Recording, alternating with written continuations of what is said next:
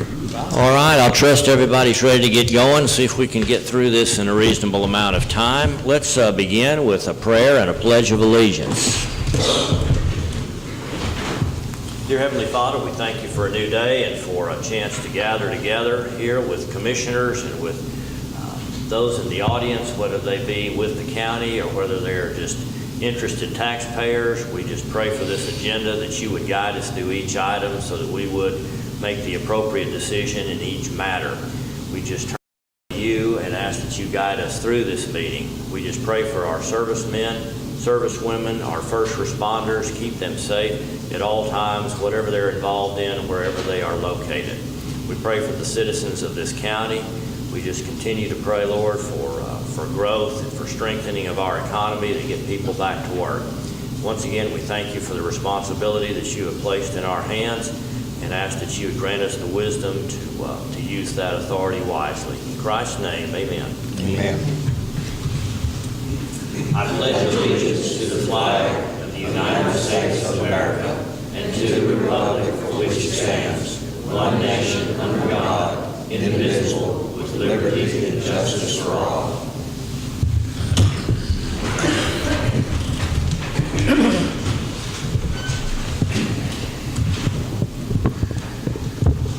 All right, it's just after 9 o'clock today on the 12th of June. This will be our first regular meeting of the month of June, and we'll begin with item 1, public comments time, requests for information on non-agenda items.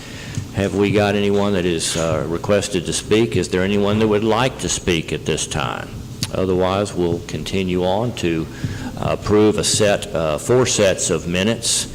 Item number 2 and item number 4 are both regular meetings, our first and second meeting of the month, and we had a couple of special meetings in there on the 15th and the 30th. But item number 2 is to consider, possibly approve, the first meeting of the month of May. That was on May 8th. Make a motion we approve it. Motion's made by Commissioner Parker. Second. And second by Commissioner Applewhite to approve. All in favor, say aye. Aye. Item number 3 is a special meeting that we had on the 15th where we worked out the details and got approval on the renegotiation of the fire contract with the city of Mount Pleasant. Make that motion. Motion's made by Commissioner Fields for approval. Second. Seconded by Commissioner Parker. All in favor of approving that set of minutes, say aye. Aye.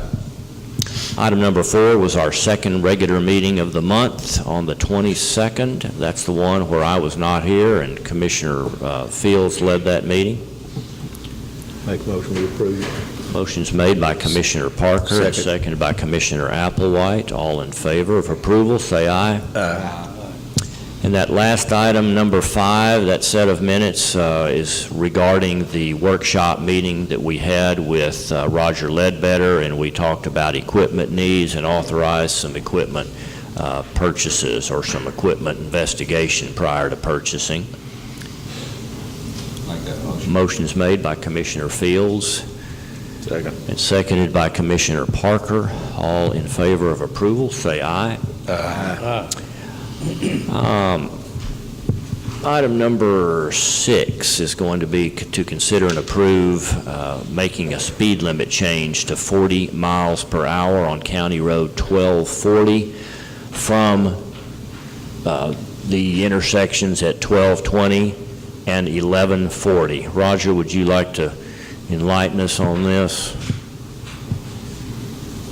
Got a complaint from a resident along County Road 1240 about basically cars speeding up and down that county road, and also there's apparently a bunch of teenagers riding 4-wheelers up and down it, and she was kind of concerned about the combination of the two.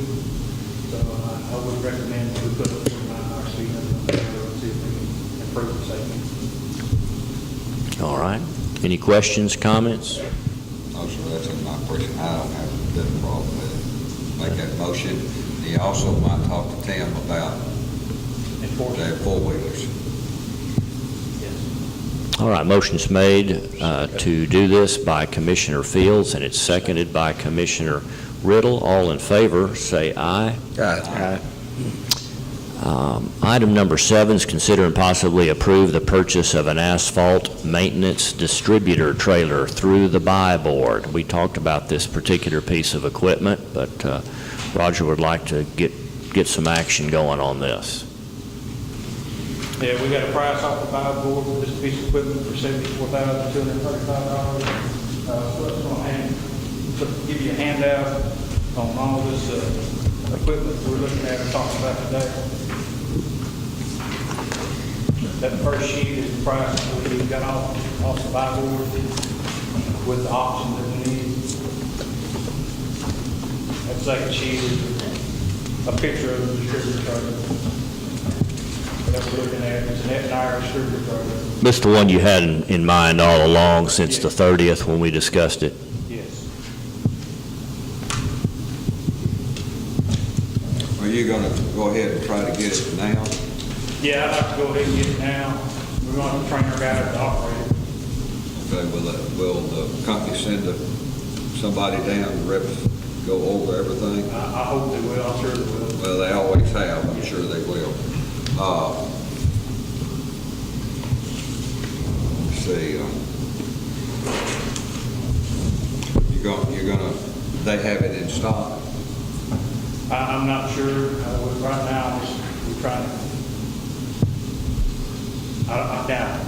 Okay. I imagine they're going to have to order it from that. Okay. I don't think they sell that many trailers. Okay. I sure don't have a problem with it. Make a motion, we buy it. Motion's made by Commissioner Riddle to give Roger the authority to proceed making this purchase of the maintenance. What did I say? This guy. Sorry about that, Mike. Commissioner Riddle makes the motion. This is regarding the purchase through the buy board of the asphalt maintenance distributor truck.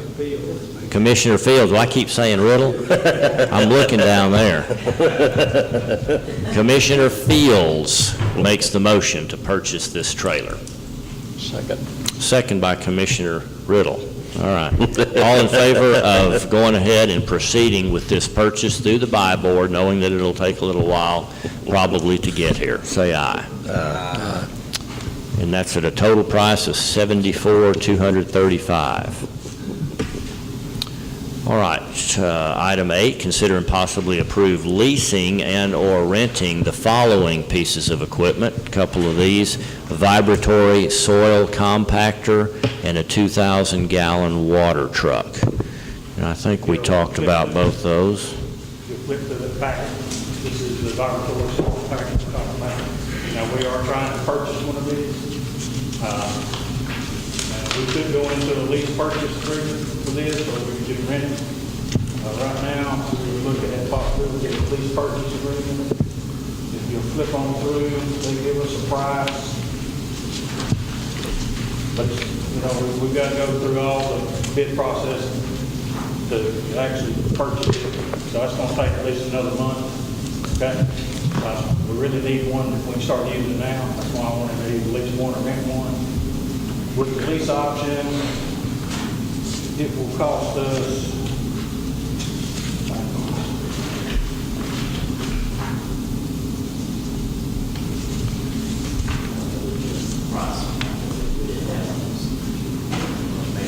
well, the lease agreement will be for $5,300 a month. So it's pretty high lease. Okay, let me ask you this, do they count that towards your bill once you buy it? Yes, if we lease Okay, it. a lot of them do that. If we enter the lease purchase agreement with them, then it will count probably about 85% of the lease money that we spend on it will count towards purchase. So the one you lease would become the one you own, the same piece? It doesn't have to be. It can, but it doesn't have to be. In other words, you may end up renting something that's slightly different from what you want to purchase. Well, basically, this is what we want to purchase. Okay. But if we get it and we don't like it for some reason, we do not have to purchase it. We can't get out of the lease purchase agreement. The other thing, But this we have is to pay the lease money. Yeah, if this isn't off the line, this is the price, then You may be leasing one brand, and when you go out to bid, you may end up with a different brand that does not give you credit for the $5,300, because that's not their machine. That's correct. We may lose the 5,300 if we keep it. We'll lose 10,600. We don't really lose it. We get rid of the piece of equipment for that. But you can't go into an agreement with them because you don't know if they're going to get the bid. That's right. But to take advantage of this year's construction time during these 2 key months, we don't need to wait 2 months. Yes, I need to spend equipment for the next, at least a month, maybe 2 months. And maybe we take that into consideration when you're comparing your bids. These guys give us credit for what we've rented from them, these guys They should don't. give us a local bid. But could you take that into consideration when you're comparing those 2 bids? If one gives you credit for the 2 months, and one doesn't? Yes. Okay.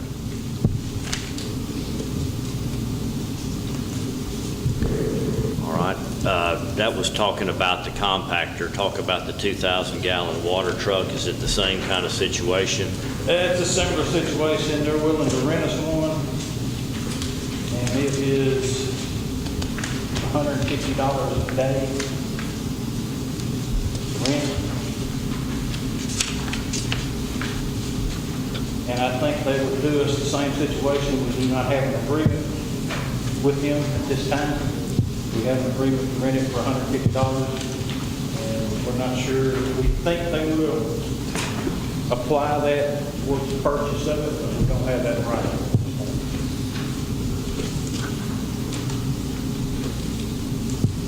But again, So this truck is not a model. no, this is a used truck.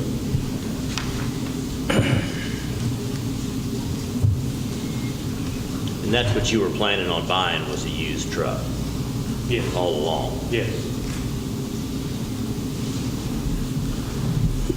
Well, we do have something you can water with instantly today, if we had. Yeah, we've been working on one of the trucks that we have now, and we Could water with it. Yeah, we built a new I'd rather, gravity flow spray bar put on it. We just can't control the water, the flow of the water as good as we'd like to. I understand. But, well, the problem with leasing is so many days we don't use it. So many days we don't do it. It's just like the motor grader we had. It averaged 200 hours a year. That's less than 6 weeks. And we was paying a couple, you can lease it for that much money. But it's, and a water truck, we could gravel by, not as good as we like, to do it. So I would rather. We can, it just takes more time. We got to send it back, fill it up.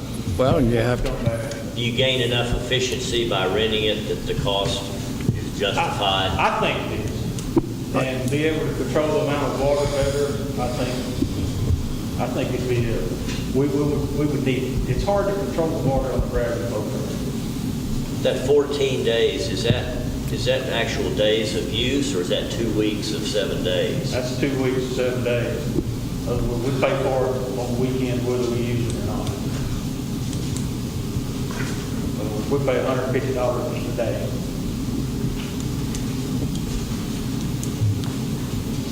Would they give you credit for it? I think they will, but we don't have anything in writing from them that says that. You said that a while ago. A lot of these companies, and you're looking at buying a used one,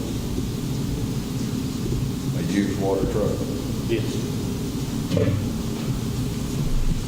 Okay, so really the question is, can you justify the $2,100 rent that you may or may not get benefit from rather than using your current capabilities? And you feel like it's the $2,100 would be justified? If I got a $5,300 a month roller running out there, I'd like to be able to have enough water to keep that roller going. So if I can't keep up with the roller, then I don't get as much out of my roller, okay? So it's kind I of, follow you. if I can't get my moisture out, I can't get enough water out there for the roller, to get it up to optimal water content so the roller can do its job, then I'm wasting money on the roller too. I follow you. All right, gentlemen, what would you like to do? That's what you're recommending to do this? Yes, I would recommend to do. What about rainy days? You gonna pay for it too? Yeah. How many days you don't work? Rainy days. It's just, that's a lot of money. And we're talking about a week or two. We've been paving it. Like I said, we've been putting coal mix on it. We just spent $175,000 on coal mix. And then we got to jump through hoops for 30 days, spend that kind of money, or 2 months. I really think maybe we're getting a little bit antsy, and I realize we'd like to get started on our long-term projects, but I believe, I don't know, I think we're, jumping at. Man, our best time of year of work is June, July, and August. I understand. You know, We- for we're us to go out talking- there and chew up the road and rehab it, Right. we need to be working June, July, and August. We're about to lose a month. Right. Just going through our bid process.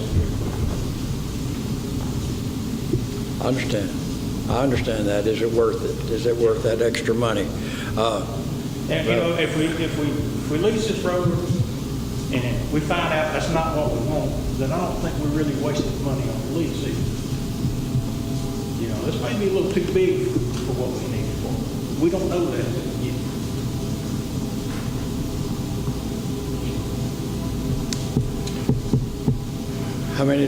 What's the least, shortest time you can lease it? I'm not sure. Shortest time on the lease. He didn't indicate, they really didn't want to rent it to us anyway. We're talking about the roller, and we're talking about the roller now, right? A month? We're talking about the roller or the water? Yeah, the roller. Roller. It's $5,300 a month. Just for the I think month. we could lease it for a month.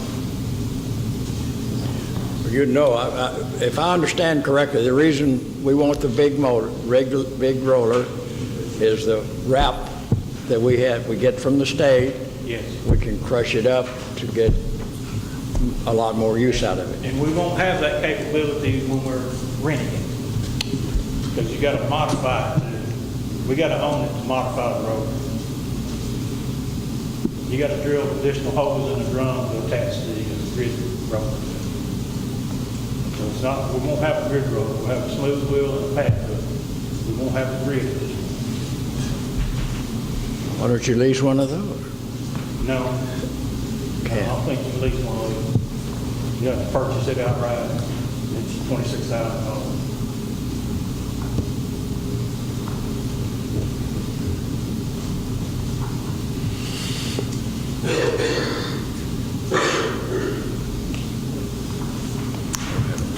What you want to do, guys?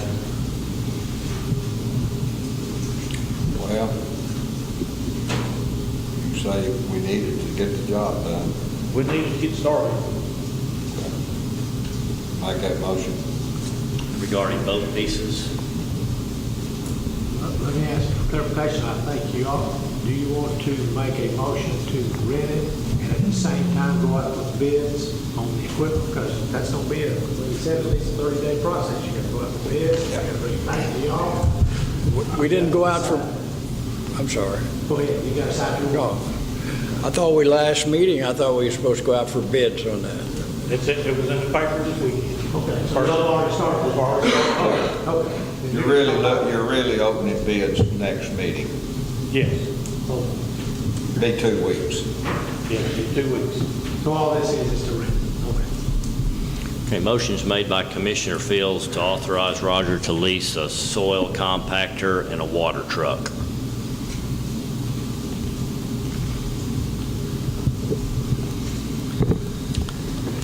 I'll second it. Okay, we got a second from Commissioner Riddle. All in favor, say aye. Aye. Is that aye from everybody? Okay. All right, that passes. Moving on to items. Item number 9, consider and possibly approve the purchase of a haul truck And Commissioner Riddle's brought up some points to consider in the purchase of this haul truck that might, if an opportunity presents itself, we may need to be flexible and ready to purchase it quickly, but I'll let him explain this. Well, there's a lot of trucks in the price range.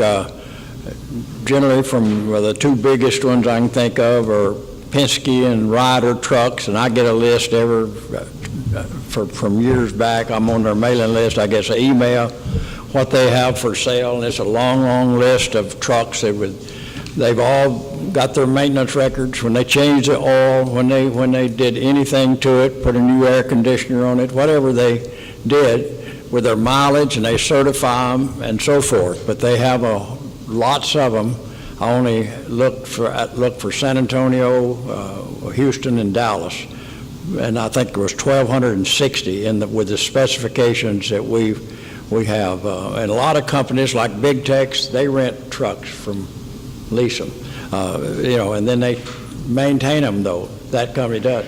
But when you go looking at them or trying to find one that fits your needs, you need to be able to make an offer or negotiate with them, because if you bid, you'd have to put up some money for them to hold it for 30 days or whatever, or the period of time that a bid has to be done. So I think that we need to be able to negotiate and try to find something, and when we do find it, if it's in our price range, or we'll put a price range on it, of course, $50,000 is the limit. But we're talking these trucks that Roger and thinks type we need, they're about $30,000. They got from 300,000 miles to 500,000 miles. One of them's got 500, but they give a guarantee on it. Ryder had. That's just for instance. They have tons of them to look at. So I don't know what you have to do to be able to negotiate, or the court has to approve it or something. So, So this would be a purchase that would fall under the mandatory $50,000 to bid it, and this would give us the flexibility to make a quick decision should the opportunity arise if we authorize this.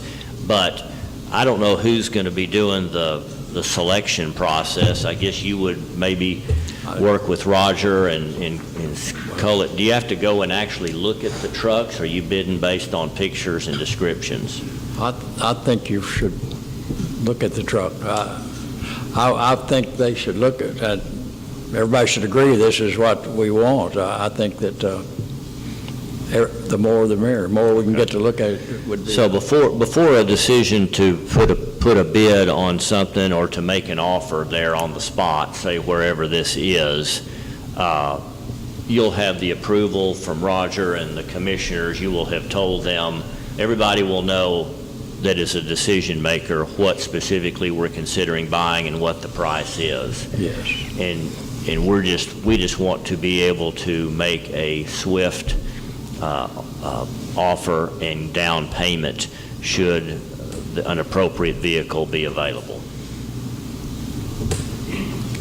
Everybody understand? I think the way you have to work it, Brian, is it's under $50,000, so you don't have to bid it out.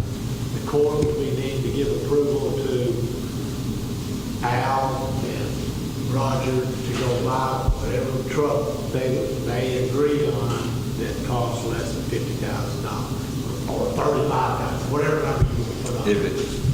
Yeah, But you're going to have to turn it over to them. I mean, you're going to have to. that's correct.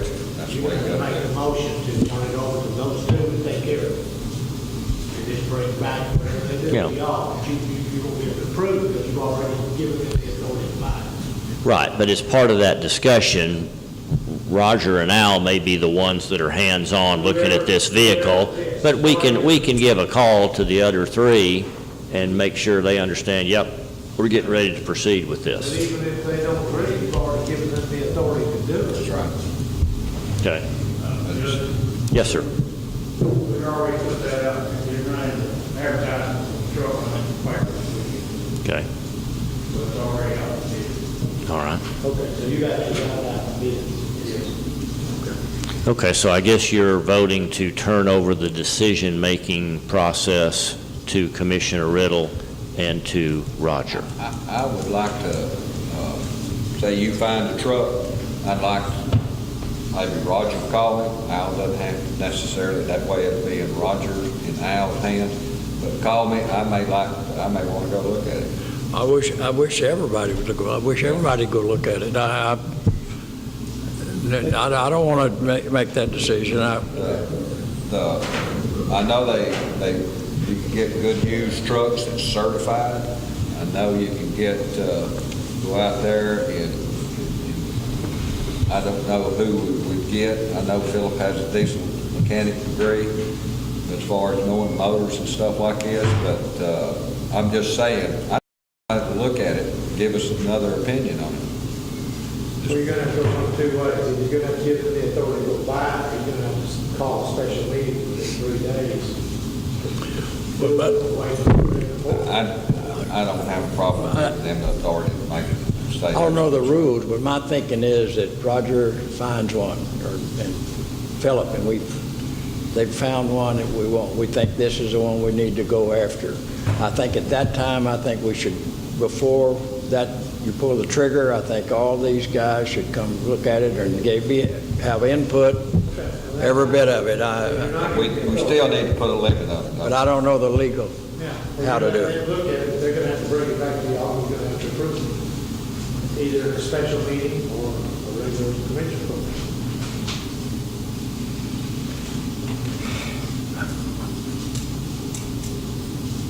Well, before we could authorize, I mean, if they find the truck and they come back and say, and I go look at it, we can put a limit, say you can spend up to this amount. If it goes over this amount, then you're gonna have to bring it back to court. You're telling me that you want them to bring it back to you, even if they found the truck. If it goes over this limit. You want them to call you, so there's. Well, calling's fine. I'm just saying if it goes over 40,000. Set parameters, of it. You can say 30,000, 35,000, but either they got to bring it back to you, get it approved, or you're giving them the authority to go If ahead. they find one under that amount, they can go ahead and make an agreement, but I don't mind. Why can't we say with the agreement of all 5, 4 commissioners plus Roger, if the purchase is found for less than the required amount for a bid, 50,000, that the purchase be made? I would like for all 5 to be in agreement that this is a purchase they want to make. I think you can do that, Judge, but when you're saying all 5 got to be in agreement, then you've got to come back and have a meeting. You can't just do it by phone if they agree to it right now. Well, I thought that's what we're trying to accomplish here is we find a truck, we'll buy it. I don't think you can do it that way. Okay. I think it has to be, if you're not going to give him the authority to buy, then he's got to come back to court, you're going to have a meeting. Okay. But you can have a special meeting next week, if that's what you want to do, but you got to post 3 days before you do it. Or you could have an emergency meeting. Yeah, It's not a real emergency, and 3 days may or may not be the difference between losing that opportunity and taking advantage of the opportunity. I don't think 2 or 3 days. I think we could live with that time.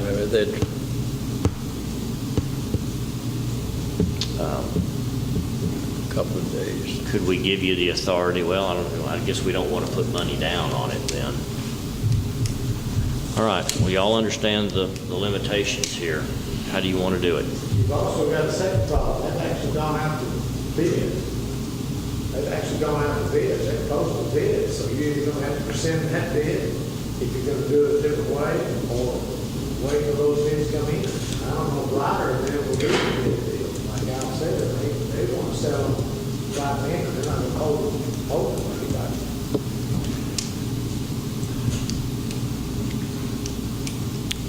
Were those bids just put in the paper, or did you actually ask for bids from certain vendors? It was put in the paper and I sent it out to several companies already. Okay. Yeah. So you would expect to get some bids? Have you got a, I'm expecting to, yes. Okay. We were doing what the court asked, and that was put it on the next agenda. As soon as I could get it, was next court meeting. We, But our problem is waiting that long, you know, yes, he comes in, but who knows what you're gonna get. Did you send bids out to these companies like Ryan? I haven't bid Ryder and Penske yet, we just discussed this last week.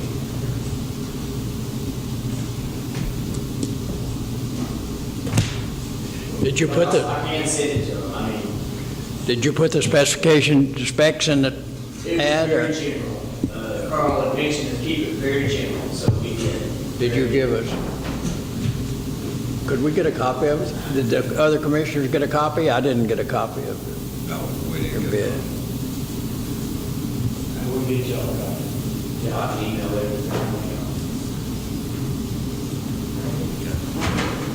Carolyn, can take a look at it.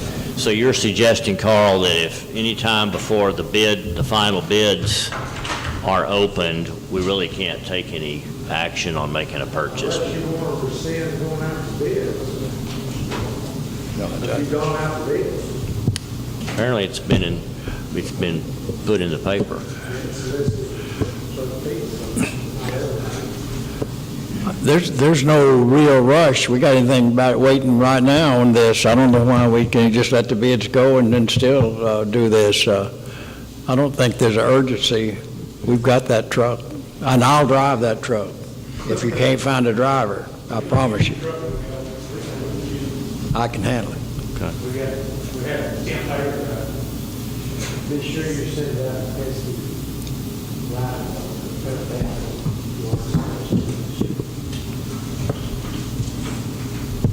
so I'm hoping we get about 20, 30 trucks cheaper on the way. Well, since we're not in a hurry, let's just wait. We find the truck or something, 2 weeks, go look at it. there'll be plenty of this. It's like buses. There'll be another one coming along in a minute. Do you know when those ads run, Philip? I'm sorry. Do you know when those ads run and when it asks for the final bid? Yes, the final bid was on Friday before y'all's next court meeting. Okay. And it's been this Sunday and next Sunday. They open it too. They were in there this Sunday? Yeah, they're running back to this. 23rd would be Friday, so really we can't do anything till the next court meeting anyway, so we ought to table this. Make a motion, we table this. Second. We got a motion by Commissioner Fields and second by Commissioner Parker. Let me tell you what this says.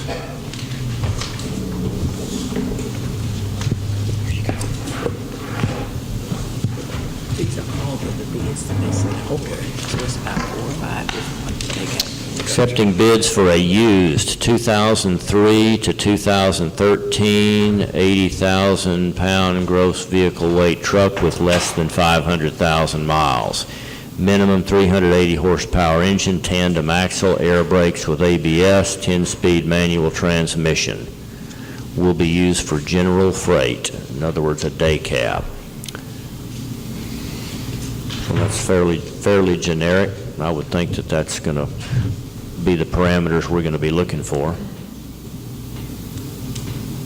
Okay, got a motion and a second. All in favor of tabling, say aye. Aye.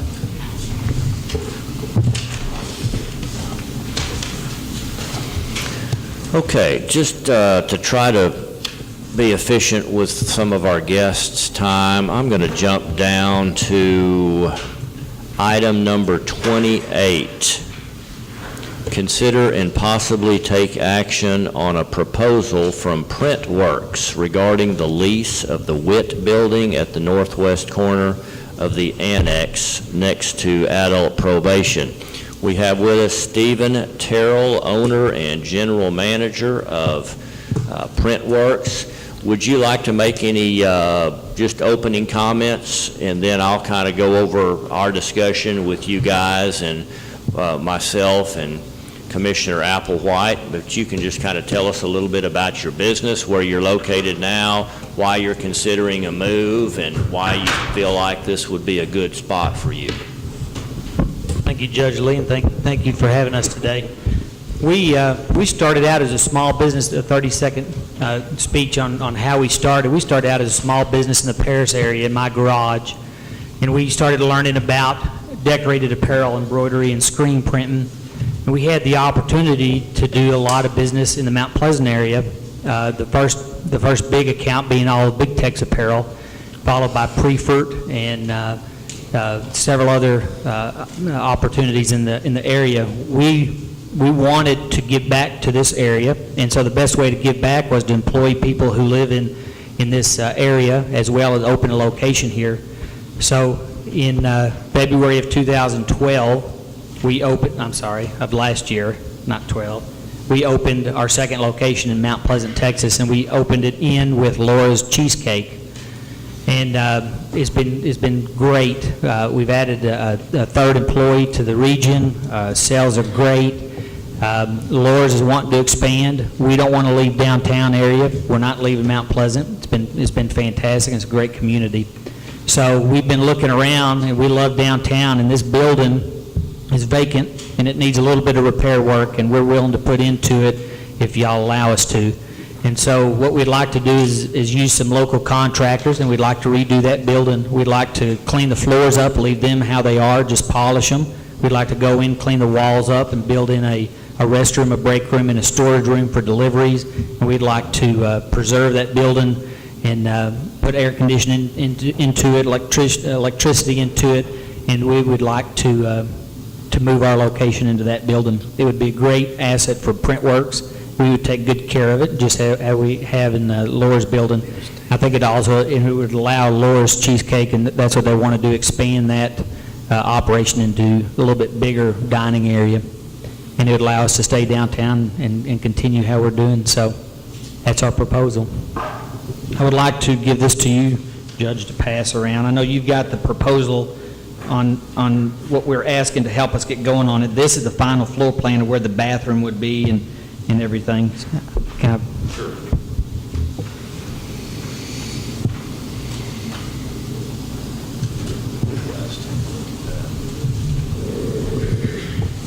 Anything else from me, Judge?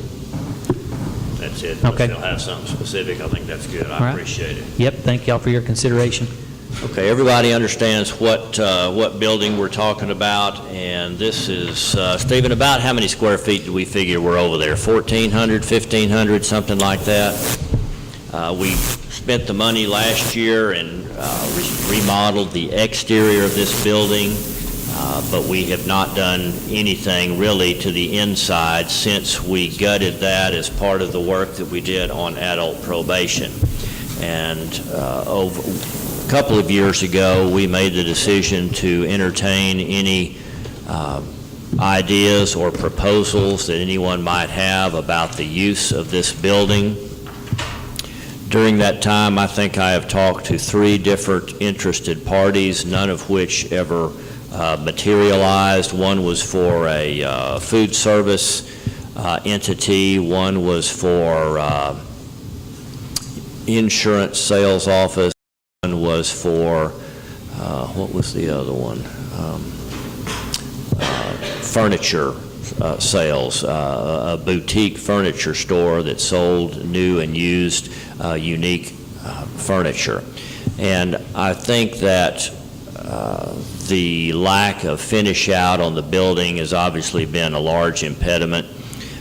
Even though these entities were aware that they didn't need to do a whole lot of work on the building in order to accomplish what they wanted to. But here we have an opportunity that is somewhat unique in that the finish out required to meet the need of Printworks is probably less than it would be for many businesses.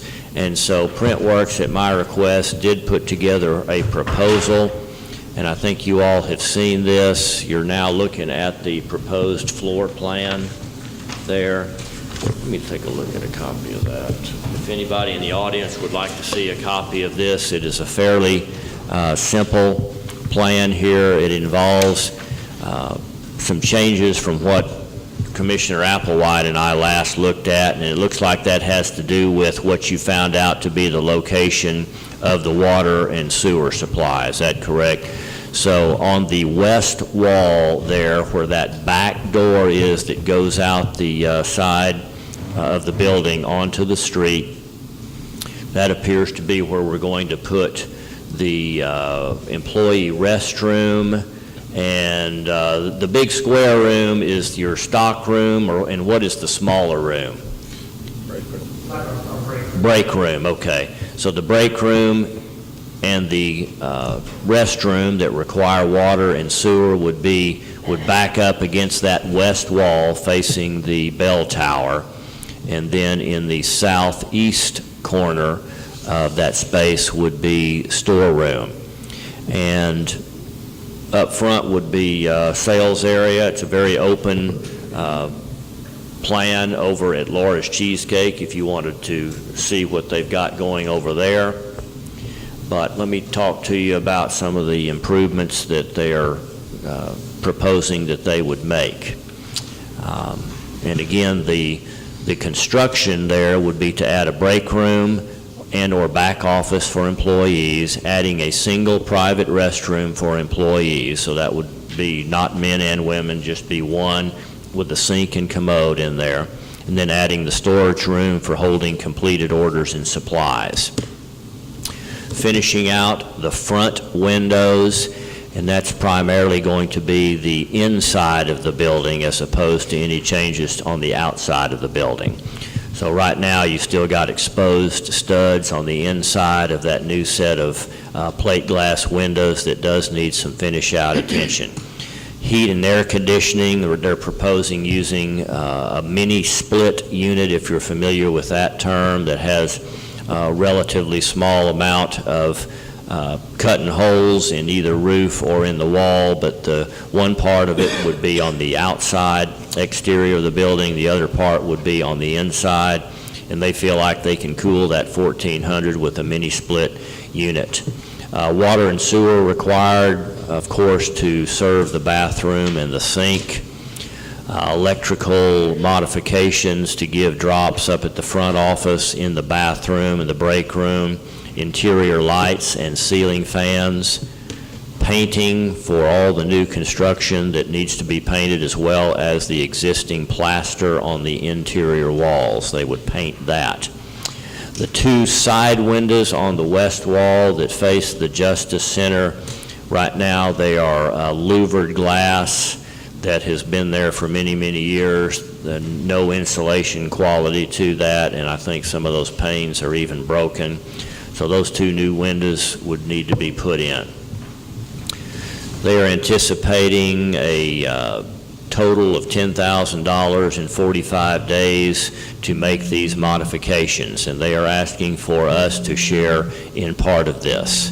The commitment from the Commissioners Court that they are asking for would be to replace those two side windows on the west wall and to give $2,000 towards these improvements. The commitment from Printworks would be to do the rest of the new construction, the break room, bathroom, storage, finish out of the front windows, the heat, air, water, electricity, and painting. Then we've got a proposed lease agreement that would involve a zero lease, no cost lease for the first 6 months, and this was proposed to be June 1 to December 30th, but that would, that's actually 7 months, isn't it?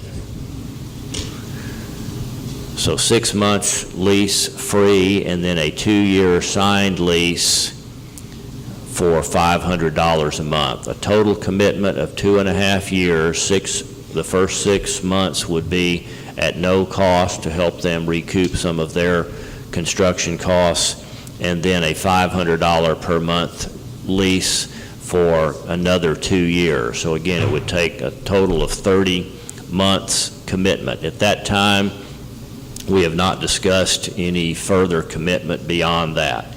If some other reason for that building came up for the court or for the county, we would have the flexibility to take that building back.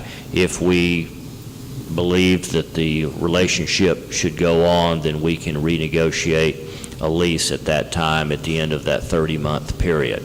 So again, first 6 months, free rent, and the next 2 years at $500 per month. Printworks pays for all utilities.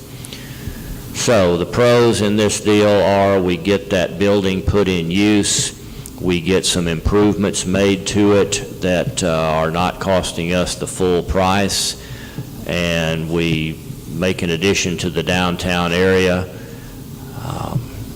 And once that, let's say at the end of the 30 months that Printworks decided they needed to move on to another location, at least we would be left with a building that is in more rentable shape than it is right now, and it's already been paid for.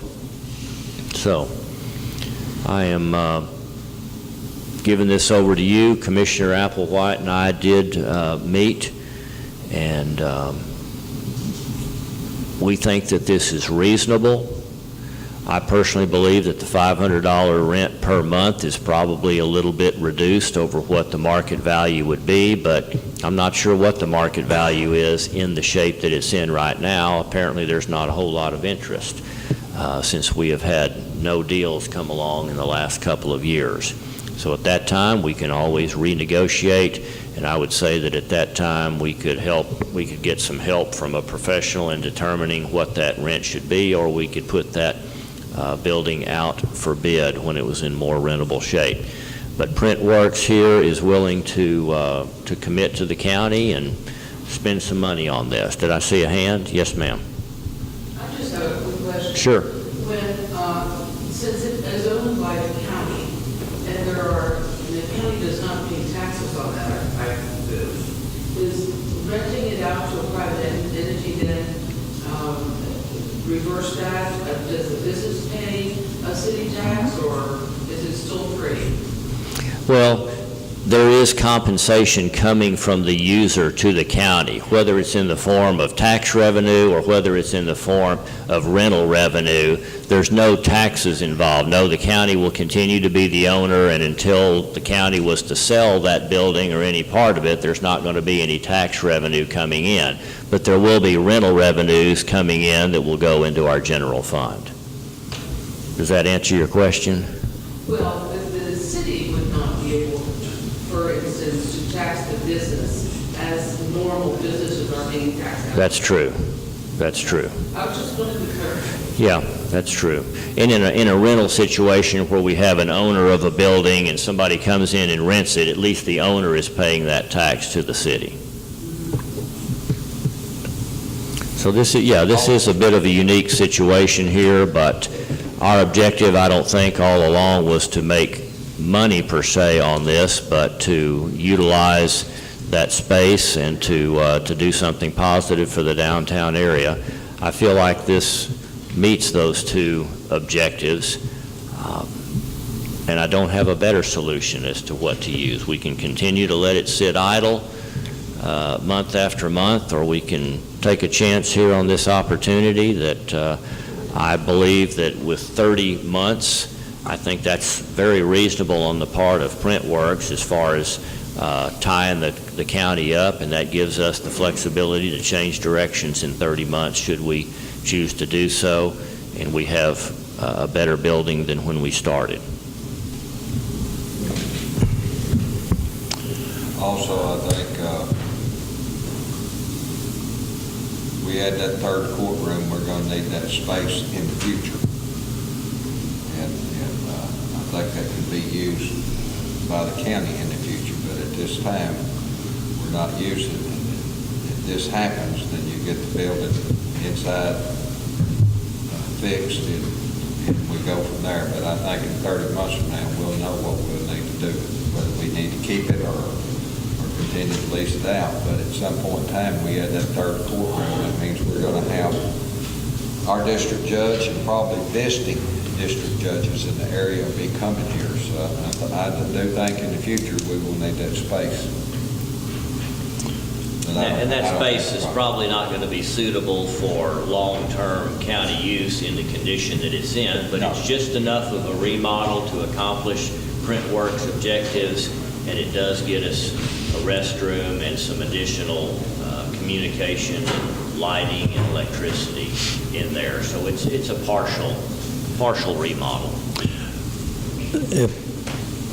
The only thing I can say, I know nothing about real estate or the prices or anything else, but is there some mechanism to make sure that it's done properly, or inspection, it's not thrown together, or bathroom and that kind of stuff? I don't know whether that'd be... The only thing I can think of is that, how about you and me work closely with, who'd you say was you doing your, David Edwards? Yes. Yeah, David Edwards, one of our local guys, will be doing the work, and I don't imagine David would have a problem with you and me kind of watching over.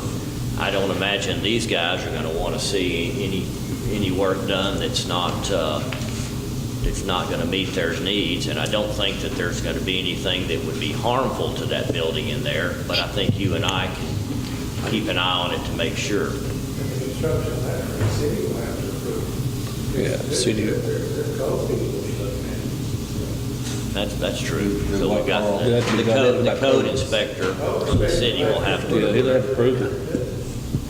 Well, we could ask them to, but they don't have to. They always do. Well, I understand that, but they don't have to. We're a different entity.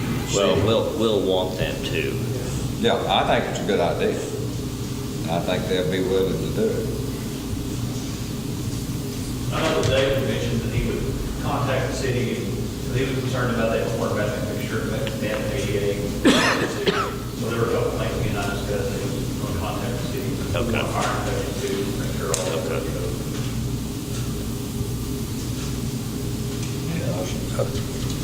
I don't want to rush it. Anybody else have any comments, any reservations? I'm more interested in what makes you nervous about this than anything else.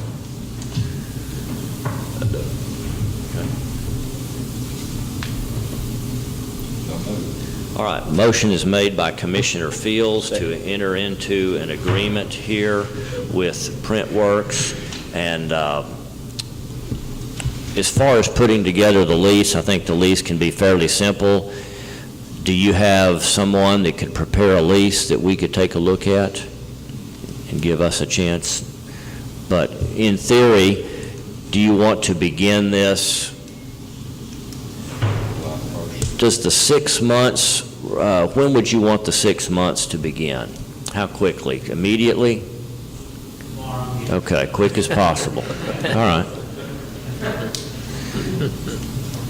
Well, let me mention this then. To keep things nice and easy, could we give them 6 months and have it go through the end of the year, which is really going to be 6 months plus about a half of a month? Give them that rent-free and then begin a 2-year signed lease on January 1 of 18. I agree with that. Would you be okay with that? I mean, it's going to take them a little while to get up and running here. So we'll make that modification, but that is the motion to enter into this lease through the end of the year at no lease payment, and then a $500 a month lease beginning January 1, 2018. Printworks will put together a lease for my consideration. We will have code inspection from the city involved, and Commissioner Riddle and myself will work with the general contractor just to verify things are done in a reasonable way that are not detrimental to the county. Second. Second by Commissioner Applewhite. All in favor, say aye. Aye. Opposed? All right. Yes, question, Steve?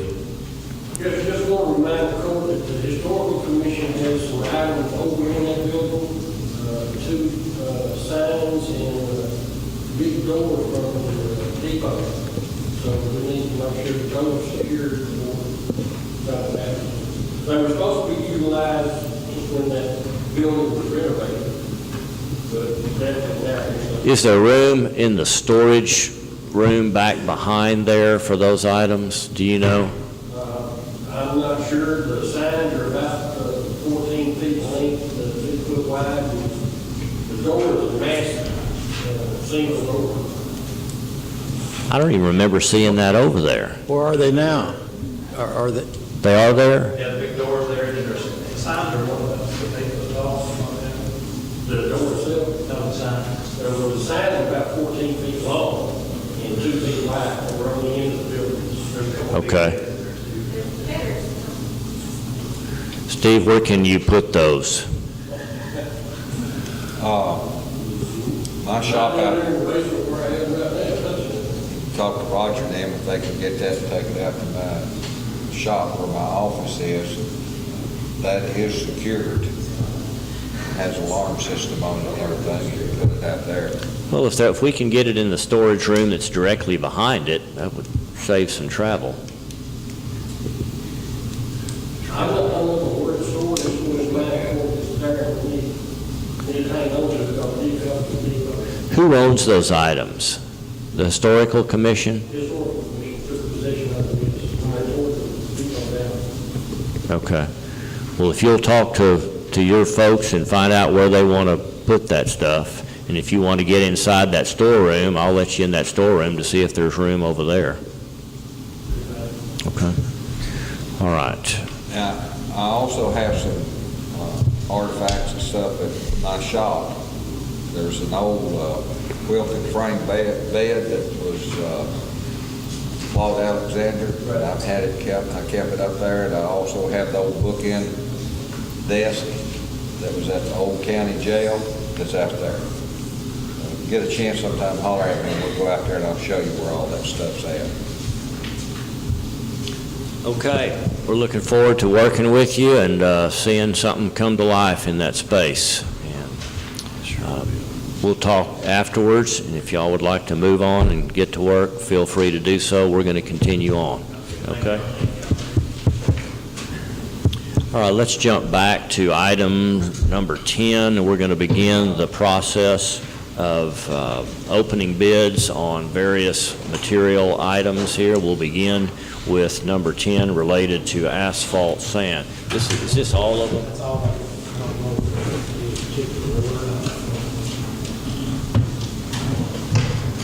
Okay, who should I look for a bid on asphalt sand from?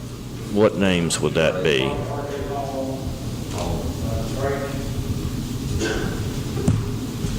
Not Span?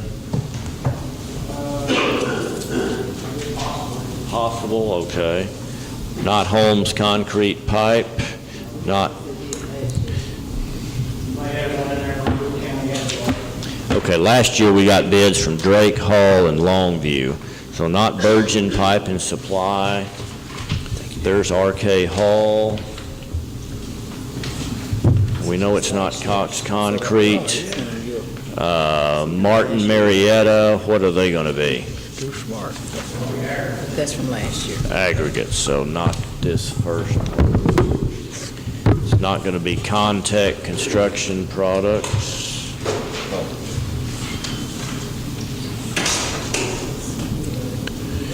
Do you want to take that back for the time being? Okay, Drake, so there's possible Drake. Not McCoy's.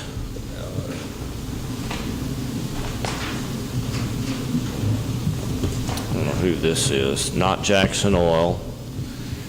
Not National Wholesale Supply. I don't know what this one is. Let me just peek, see if it has anything to do with this product with asphalt sand.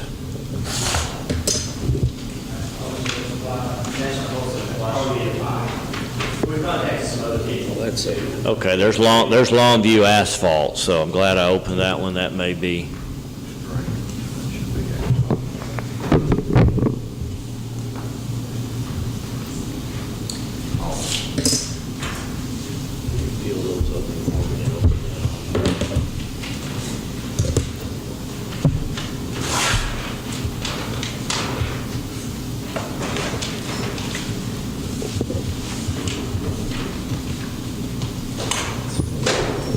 Okay, and I'm going to suggest that any bids that we have here that we let Philip and Roger take a look at these. Would that be hot oil sand? Is that what we're talking about right now? Is that another name for asphalt sand? Okay. cold mix, hot mix, and limestone rock asphalt. What's asphalt sand? What is asphalt sand? All dirt, like we mix it? Same people bid it.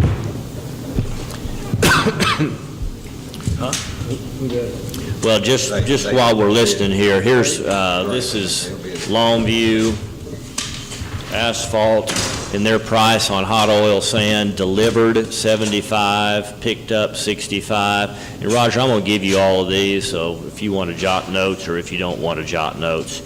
Type D cold, what was it last year? Same as last year.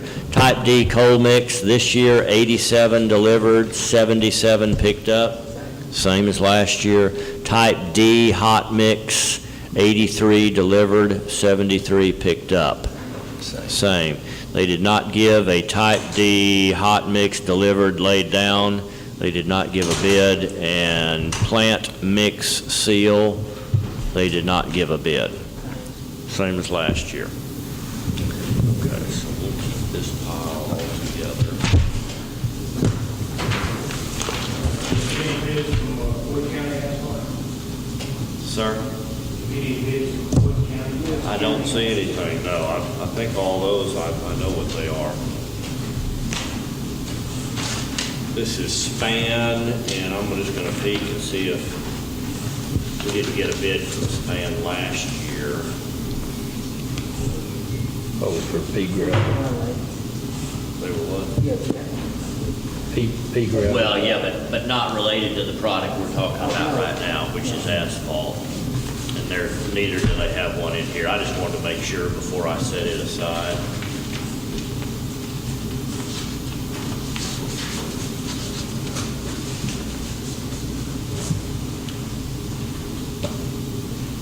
Okay, this is Drake.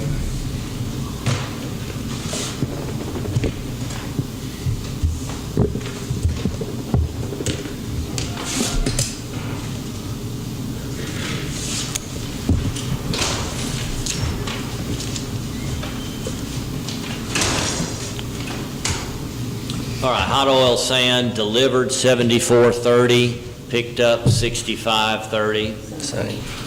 So one's a little bit less and one's a little bit more than that previous bid. Type D cold mix 77.70 delivered and 68.70 picked up, same as last year. Type D hot mix 82.30 delivered, 69.80 picked up. A little bit cheaper than last year. Delivered and laid down on Type D hot mix 110.65, and then plant mix seal $126.40. A little cheaper than last year. Okay, so I'll set these aside in the next. Move on to the next. This is RK Hall.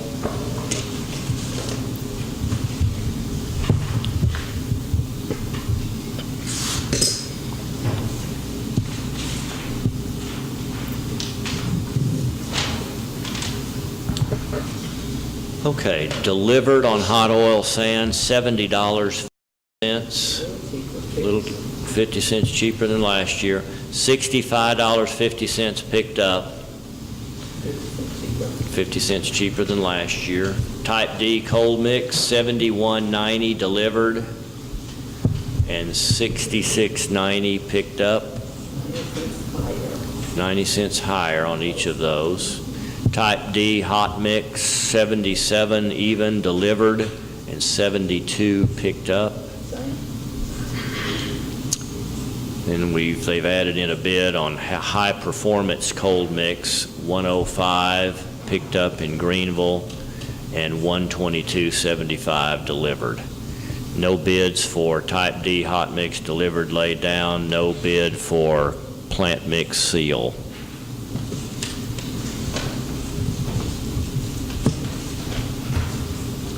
I believe those are our three participants in that bid process. Carter, are you gonna let him look at it? That's up to y'all. Y'all tell me what what you want to do, if you want to approve it now or let Roger What we've done take a in, look at these. what we've done in the past, you come up here and you say, like Drake here is one is, was like 65.30, and then Hall was like 66. This was last year. If you go with the lowest bid, that would be great. But if you contact them and don't have the material available, you can go to the second and order. Because you're gonna have times where they got big jobs somewhere and you need material. This company may have it, and they may not, and you may have to get from this one. So it gives you some flexibility there where you've got to have material. You're not looking at, 50 cents difference there in it. But I do want you to know that, you can pick Drake or Paul or whatever. So basically, we accept the pricing for all three of them. But, you can't sit there and wait. It'll cost you a lot more money sitting there. If they got a contract with the state and they're making all hot mix or cold mix or whatever, and you can't get any material for 2 weeks. But the other company, the second bid, that's where you can go that. Okay, well, I would suggest your motion be that we turn these bids, 3 bids over to Roger, and that based upon circumstances at any given time, he be authorized to make purchases based on these prices. I agree. Is that your motion? Second it. Second by Commissioner Applewhite. All in favor, say aye. Okay, I'm going to I'm aware that Nick Lewis is here, and I'm going to go ahead and open up the yard bid so that Nick can go mow the yard. I've got, I think just 2 ground maintenance bids is all I saw in there. I would imagine it will be our current provider, Nick Lewis, who is here with us today. And Nick, you've given me 2, and tell me what's the difference on these 2 envelopes. One's just got your insurance information in it, is that right? Yes, sir. I bid just on the page that was sent out, 7 locations. And one envelope later came in to put another bid in with the weigh stations included. Okay, so I do need to open up both envelopes to get your bid. I follow you because we clarified for you to be sure that you bid with the weigh stations included. Last year, we added those on after you had begun the contract, and this year I asked both you and Stanley's to provide us with a bid that included that. Correct. So we will compare those bids. And because I asked I have not opened these yet, let me ask you this question. Can you identify for me which one of these has got your bid that includes, I don't want us to be swayed by a bid that does not include something that I asked Mr. Stanley to bid on. I understand. If you want to open that and take a peek. This one here is the one that you want. Okay, this one has your insurance stuff in it as well. Okay, so this has got the bid including the weigh stations.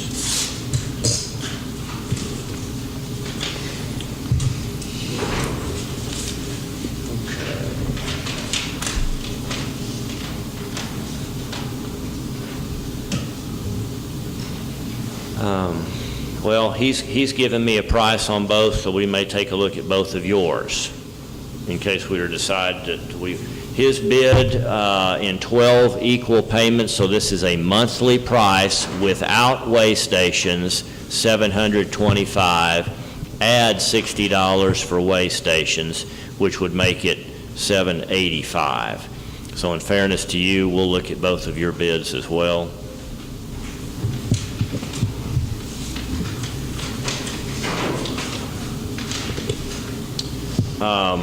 Here is Lewis.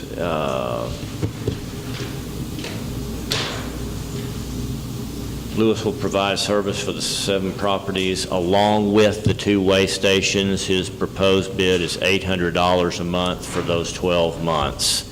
And then without the weigh stations, $750 without the weigh stations. So if we compare each of these with the weigh stations included, $800 from Lewis and $785 from Stanley. And if we look at it without the weigh stations, $750 from Lewis and $725 from Stanley.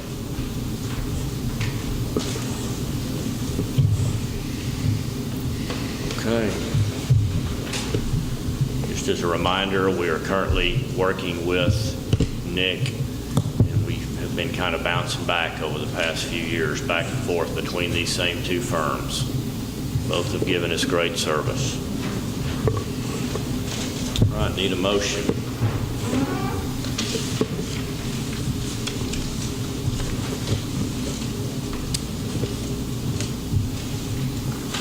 I guess we have to, I make a motion, we accept the Stanley bids. Motion's made by Commissioner Riddle to go with the lower bid, which happens to be from Stanley's. Need a second. Second. This really makes it hard, Second is by Commissioner Parker. because you have done a good job in Stanley, but I know I've seen you do a lot of extra things you didn't have to do, and I appreciate that. All right, motion and a second to accept the lower bid from Stanley's. All in favor, say aye. Okay, Nick, I'm sorry. I know that's not good news for you, and unfortunately, that's the way it works. We want to express our appreciation to you for yet another year of great service for us, and look forward to working with you again in the future, whether it be on this contract or whether it be with occasional projects that may come up. All right, thank you. Thank you, Nick. Set all those together. Appreciate you. I'm going to jump back to item number 11, open and review bids possibly approved for concrete culverts with reinforced steel wire. So this is concrete, and that's going to be Cox, and who else? Is Contec, is it going to be Contec? Contact metal. That's galvanized steel.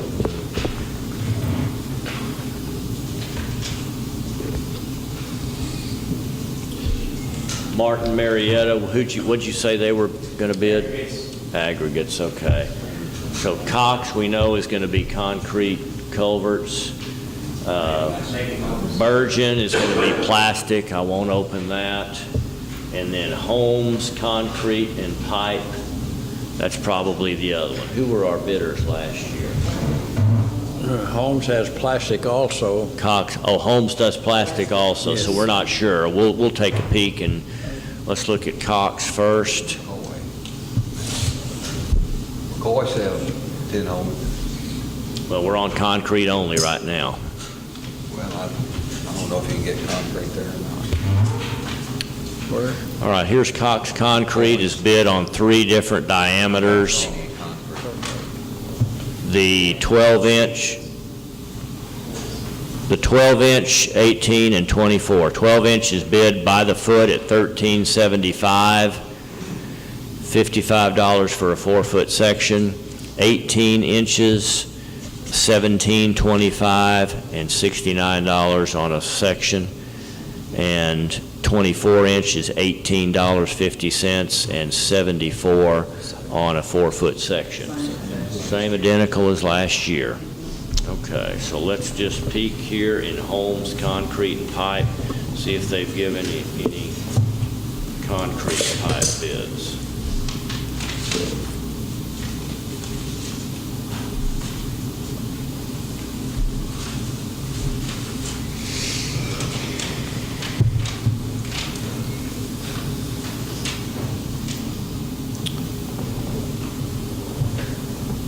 Okay, this is a bid for concrete culverts with reinforced steel wire.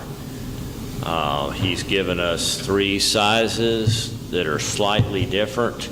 He's given us a 15, 18, and a 24. So let me give you those prices. On the 15 inch is $14.95, He doesn't give a 12-inch price. When we go up to 18 inches, we can compare Cox 1725 with Holmes 1975, and then on the 24-inch we can compare Cox $18.50 to $29.50 from Holmes. Make a motion to go with the lowest bid.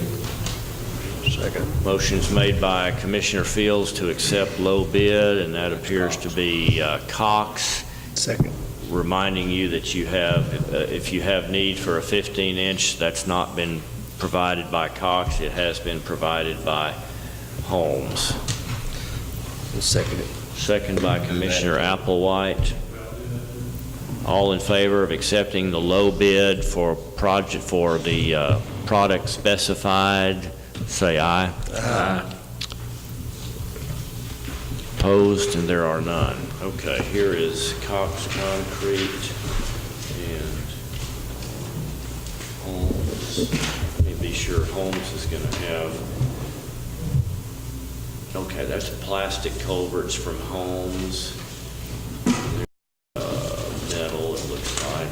So we'll hold on to that one.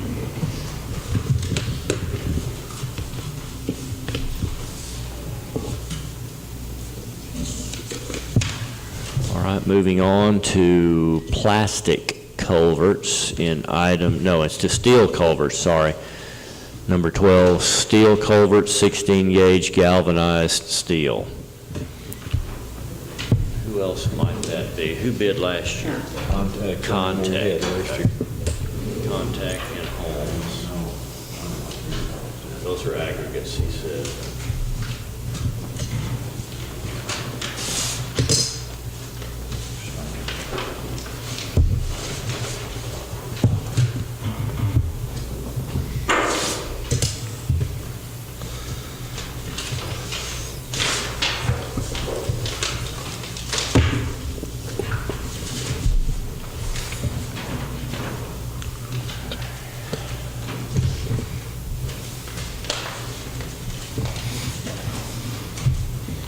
Let me just kind of compare these as I go.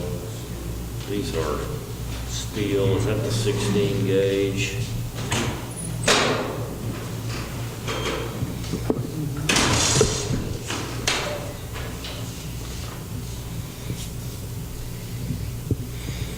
Let me try to compare apples and apples for you. I'm going to start with 12-inch. The first price is going to be Contec. The second price is going to be Holmes.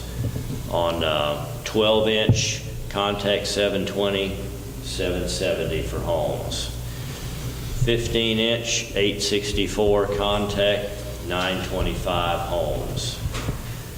18-inch, $10.80 Contec, 1155. 21-inch, 1224 versus 1310. 24-inch, $13.68 versus $14.60.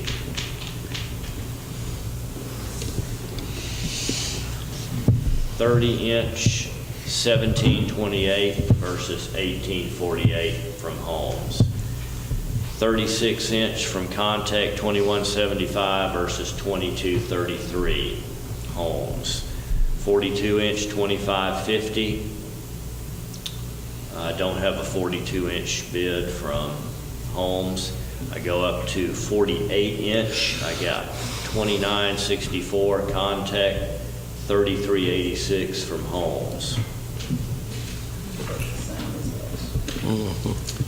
And that is the end of the Contec bid. They have not provided any pricing for 60 or 72-inch. I'll give you those prices from Holmes at $41.18 on a 60-inch and $53.76 on a 72-inch. They have also given you some 14-gauge pricing here on the Holmes price sheet. So I would suggest you let Roger and Philip study those. but give him the authorization to do whatever you want to I do do. have one question. Did you say you had employees up there also? Yeah, could they be a possible contributor? Very good possibility. All right. Sorry about that.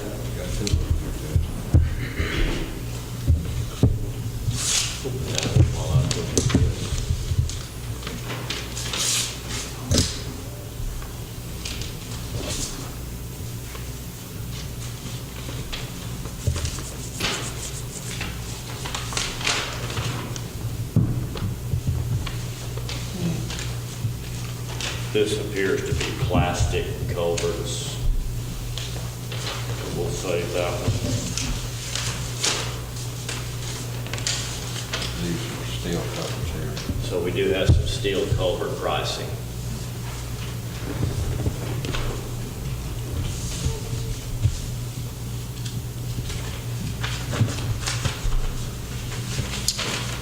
And I guess these are priced in what, 4-foot sections? How would these be done? He's just giving me these.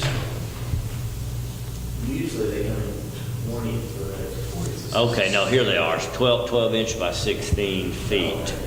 So, I don't know, I'm not gonna go through the math on each one of these. Let's turn these over, would be my suggestion, and let our road engineering department determine the best source, but authorize them to go with the low bid. I make that motion. Second it. Motion's made by Commissioner Parker and seconded by Commissioner Applewhite.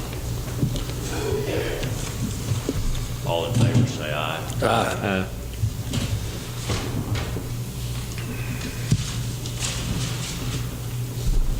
All right, so I'm going to give you, this is all on this galvanized pipe from 3 different sources. There is Holmes with the envelope, there is McCoy's with the envelope, there is Contech with the envelope.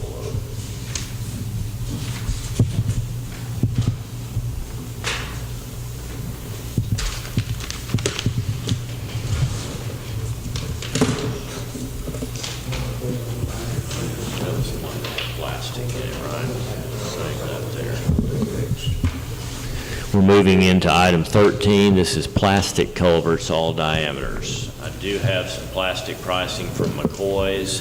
Who did we have last year on plastic? Virgin and Holmes. Holmes and Bergen, who's Bergen? Bergen, Holmes, and now we've got a new player. So we've got Bergen.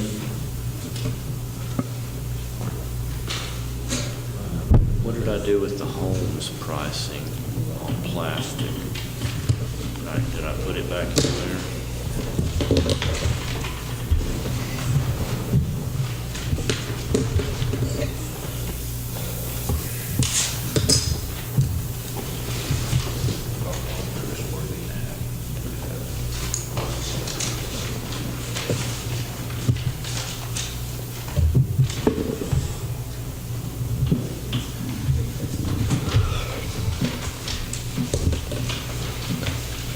Maybe I put it back in. No, it was just Holmes.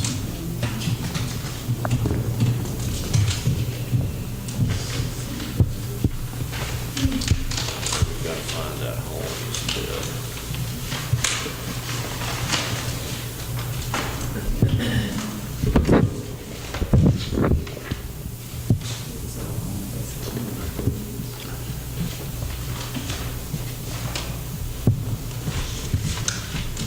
I don't know that they gave him a plastic bid, but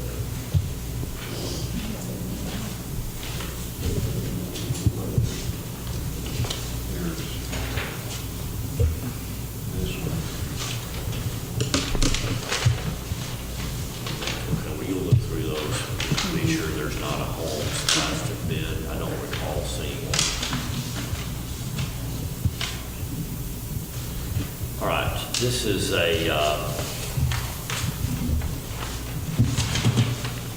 McCoy's has given us 20-foot sections on all of these. So he's given us a price on 12, 15, 18, and 24. The 12-inch looks to me to be about $6 a foot, but I can't compare his 20 foot section price with Virgin's per foot price. But just looking at the very first 12-inch, it's clear that Virgin is cheaper on the 12-inch anyway. I do the same thing with this as we did a cover to let Roger and them decide.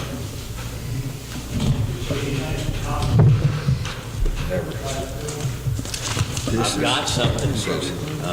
Bid sheet for whole plastic covers. Well, this is a Nothing plastic on contact. I do have Holmes, McCoy's, and Virgin. And last year, who did we have? Virgin and Holmes. So again, we've got Virgin and Holmes, and we're adding McCoy's. At first glance, it appears that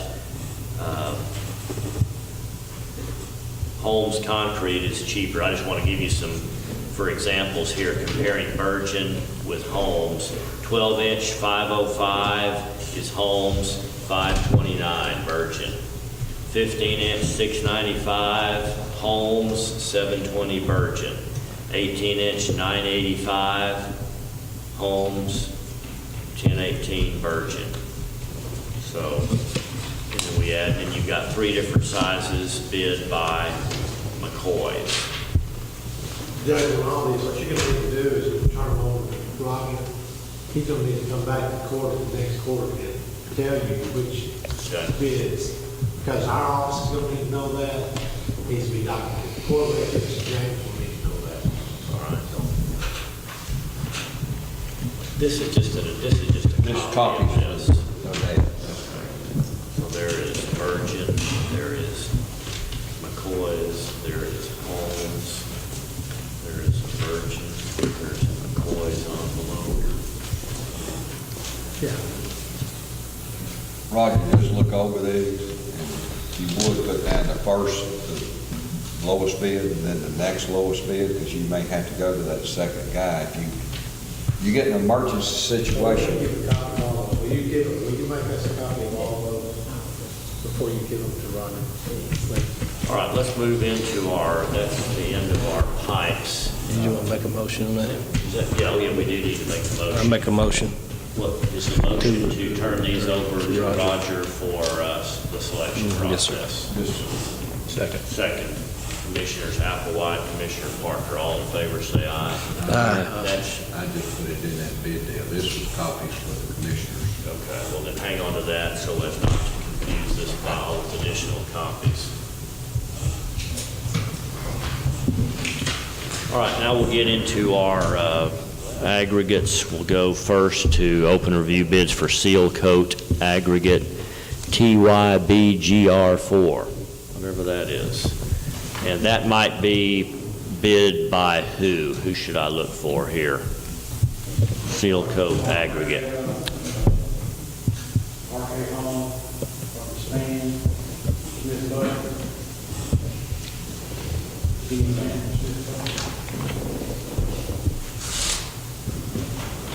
Can we do the same thing? Yes, all of these are actually got the same one. 1, 2, 3? In case anybody's just itching to know. Yeah, TYBJ. Well, Roger's going to study these closely. Why don't we just I'll state who the bids are from. We'll hand it over to Roger. Here is Martin Marietta providing bids on the TGR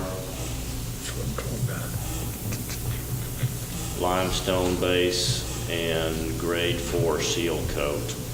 $51 grade 4 seal coat delivered to Mount Pleasant. 1 3/4 limestone base, $21.75 delivered, and TYAGR half base, $25.50. Those are Martin Marietta prices.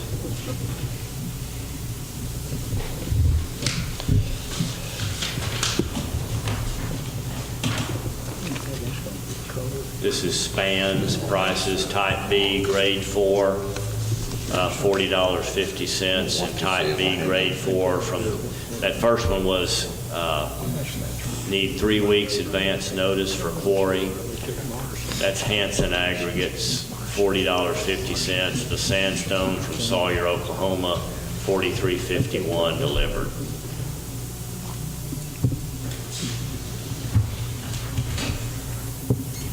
It's also giving you fly ash, rock flex base, limestone base, sandstone base pricing. That's from Span. Who would National Wholesale supply? That's plastic. I think they're plumbing, probably culverts. That's called plastic culverts. I was Yeah, wondering I bet if they it was are. gonna be, that's a new place out They here. moved in that building up No Dr. Pepper plant. on the Loop 49 up there. Okay.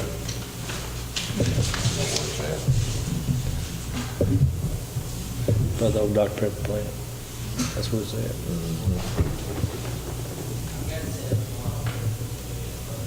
Not exactly sure if that's comparably identical, same thing. Storm, water type, IB, solid dual wall, fill, and spigot pipe.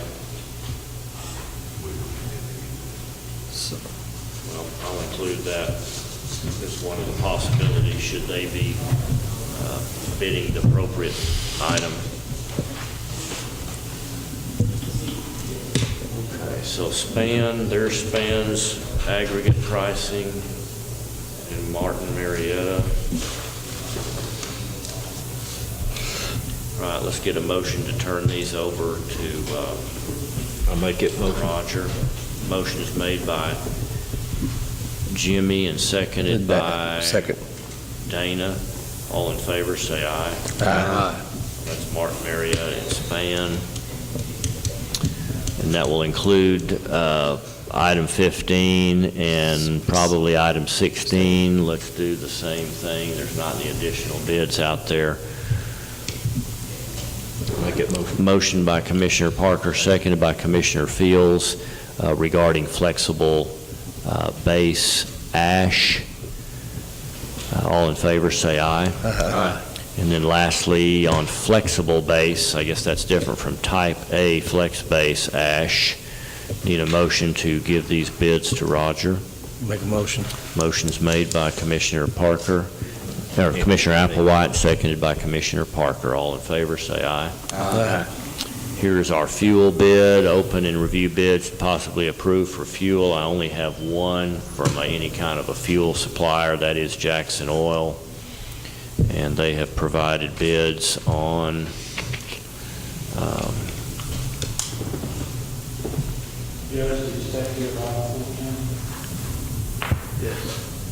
yes, yeah, we did.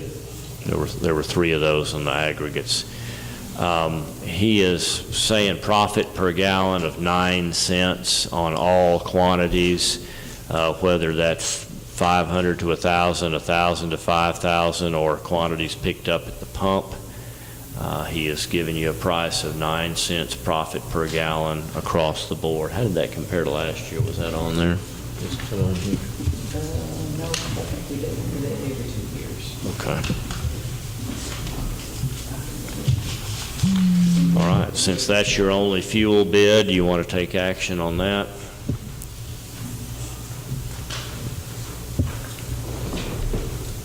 I make a motion, we approve Jackson Hole. Motion's made by Commissioner Parker to accept the bid and approve purchases of fuel from Jackson Oil. Second. Second by Commissioner Applewhite. All in favor, say aye. Aye.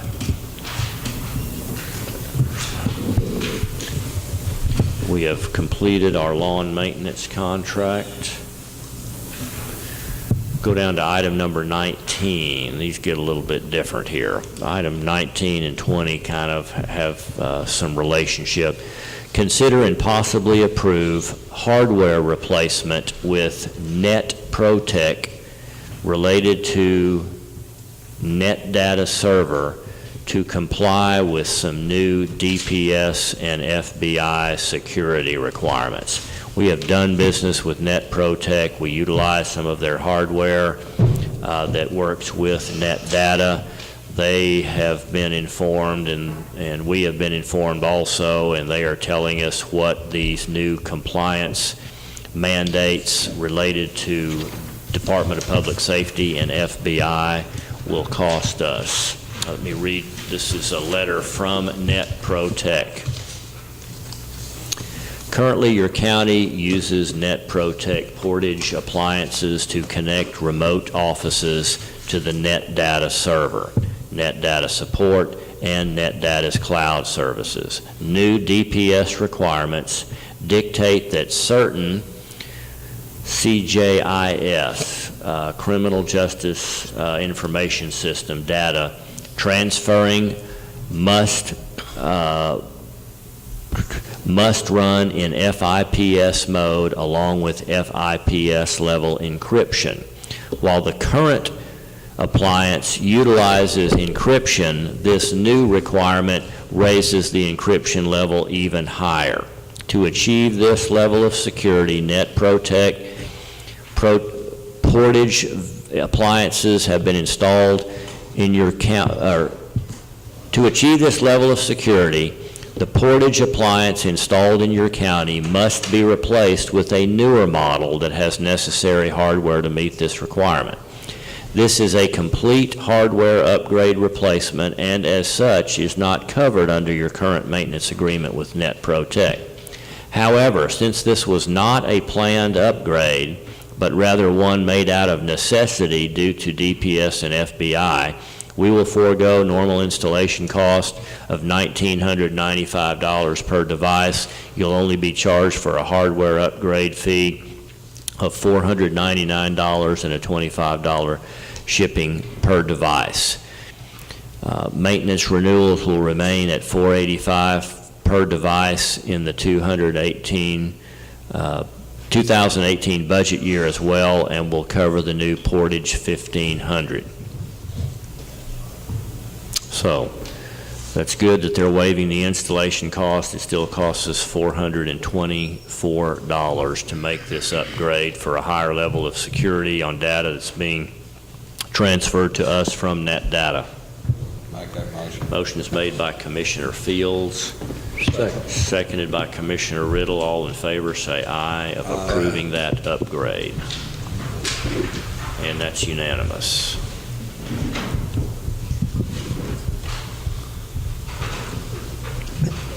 Consider and possibly approve an agreement between the Office of the Attorney General and Titus County. Deborah Abston, our district clerk, has provided me with this explanation. This request is for the Attorney General's office to have access to our records. They will be able to view and copy cases that they are or will be involved in.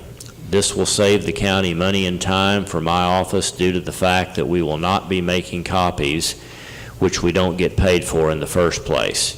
Right now, they can only view our records on iDocket, but they can't make copies. This will enable them to not only view, but to make copies. And so while Deborah said she was at first hesitant to give them more authority and more access, she believes that the load that will be removed from her offices justifies this, and she supports this. And we are needing Commissioners Court approval because this is a signed agreement where we are agreeing to allow them to have access for both read and print. And Deborah does recommend that we do that. Well, the state, they can ask for it, you still got to make copies and send it to them, so what would be the difference to me than just see it and make the copy? Well, sometimes clerks don't like people meddling in their business any more than they absolutely have to, I suppose, but she has thought about it and thinks this is a good deal. Okay, on her recommendation, she recommends it. Yes. Yeah, she brought it to me as, will you please get the Commissioners Court to approve this? And I said, will you please give me a little verbal explanation as to what we are approving? Make that motion. Motion is made by Commissioner Parker to... You all sound the same. Commissioner Applewhite, I need to start looking down there. Commissioner Applewhite makes the motion to approve this agreement between the Office of the Attorney General and Titus County.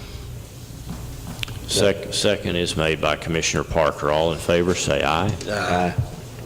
Opposed? There are none. All right, so I will sign that.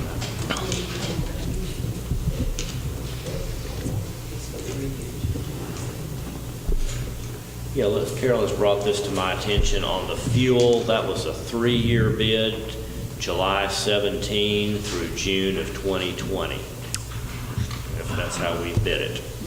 It's what we've always done. 3 years.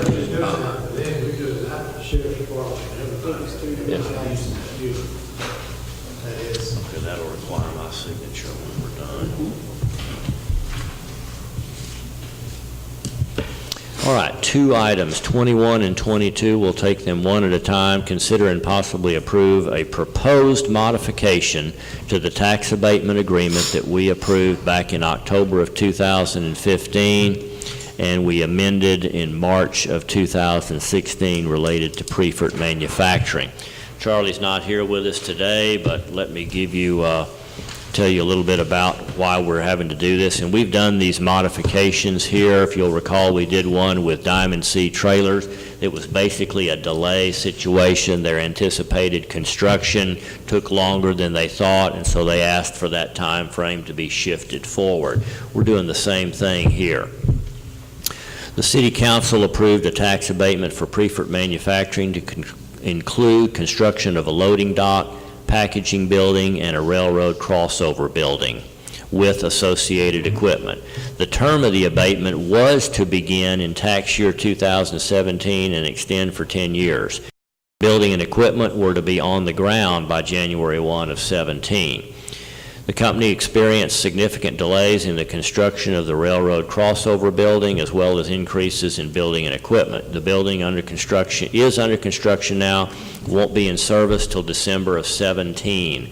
To take full advantage of the abatement, the company has requested a modification to the date of the abatement on the railroad crossover building and equipment. They would like the abatement to begin in the 2000 tax year with building and equipment and start January 1 of 18. So a 1-year delay. It'll be based on January 1 values, and the abatement will apply to years beginning in 18. And just a brief rundown, over that 10-year period, they get 90% abatement in years 1, 2, 3. It drops to 75% abatement in years 4, 5, 6, and 7.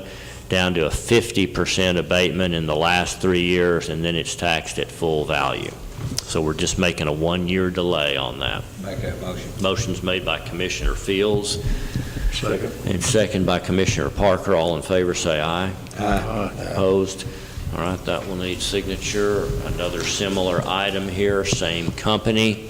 Council approved a tax abatement agreement related to a 42,000 square foot facility estimated at $2.5 million, and the installation of tube mill and run out equipment at another $2.5 million, term to begin January of 17. Construction of the building proceeded on schedule, but the company experienced significant delays in retrieving equipment in Mexico and the installation of that equipment. Therefore, they would like to bump it again forward 1 year to commence in tax year 18. Same situation, 90, 75, 50% over a 10-year period. Commissioner Fields makes the motion to approve. Second. Second by Commissioner Parker. All in favor say aye. Aye. Opposed? Item number 23, consider and possibly approve contracting with Suddenlink to provide telephone, long distance, and internet services. This relates to these current services that are provided to the sheriff's office. At the time we made a major conversion here in the rest of the county back about 5 years ago, the sheriff was still under contract with AT&T. There is older infrastructure, there is copper-based data cabling that is providing services right now through AT&T. AT&T would like to upgrade their infrastructure by pulling new fiber optic cable, and they would like to provide us with that service. Suddenlink was a little bit cheaper, And I just would like to work with Suddenlink because they've been good to work with, and that would get all of our telephone, long distance, and internet services with Suddenlink. Suddenlink, if we engage them here to provide phone, long distance, and internet, not only will it save us a good bit of money each month, it will also get us new fiber optic cable pulled, and perhaps even give us station-to-station communication between the courtroom and between the courthouse and the sheriff's office, like we have with other departments where you just dial a 4-digit extension number. We'll be able to keep the same phone numbers. Theoretically, there won't be any noticeable difference to them at the sheriff's office, but it will help on that long-distance phone bill, which sometimes has exceeded $1,200 a month just coming out of the sheriff's office because the rates are so much higher. We'll have some additional costs in some areas, but we'll reap the most benefits in reduced long-distance costs. So with the approval here, Suddenlink will begin changing out the infrastructure, pulling new fiber optic cable to make this switch. I've met with the sheriff and representatives from Suddenlink, and we feel like we're comfortable with this. Is that correct, Sheriff? Okay. I'll make that motion. Motion's made by Commissioner Parker for approval. I thought I saw your lips move. I'm going to start looking down there. Y'all maybe do this. Commissioner Applewhite, thank you for your motion. I'll second. Commissioner Parker, thank you for your second. All in favor, say aye. Aye. Okay, item 24 is to consider and possibly approve a bond for Woody Hughes. We previously approved Woody working as a reserve deputy constable. We need to get him a bond, which he has already done. Would like for you all to approve that. I'll make a motion, we approve that. Motion's made by Commissioner Parker, second by Commissioner Fields. All right, I'll call up Steve Austin to explain to you about item number 25, where we're considering and possibly I got a vote. All in favor of approving that bond for Woody Hughes, say aye. Aye. Item 25 is considering a marker for a canine officer, Nitro, next to our first responders memorial, not as part of it, but adjacent to it. Steve, enlighten us here. Yes, Winfield PD experienced the loss of the canine officer July the 10th, 2009, and I would like to get the Commissioner's approval to place a identification marker next to the in line of duty memorial for our first responders on the east side of the courthouse. Again, it won't be attached to it, it'll be right adjacent to it. As one is facing east, looking at the names on the first responders memorial, when you look to the right, down on the ground is where the marker for Nitro would be. I've already received a donation from Pitch Memorials and Marta Stone for the marker itself, so there'll be no cost for it. Would that be big enough to add to it or not? Now, it would be a small individual marker, probably about that size square. If you ever had another canine officer killed, was there room on that marker that you're proposing? No, we would do individual markers. We do individual. Side by side. Okay.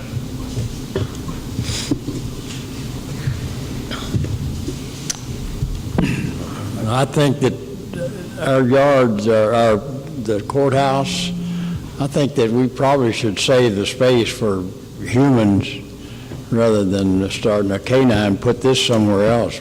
Maybe in Winfield, why don't they put it over there? Winfield is closing down their police department.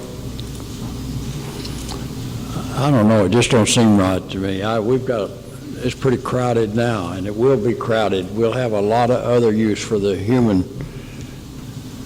Well, I appreciate your position, Mr. Riddle. However, I differ stringently.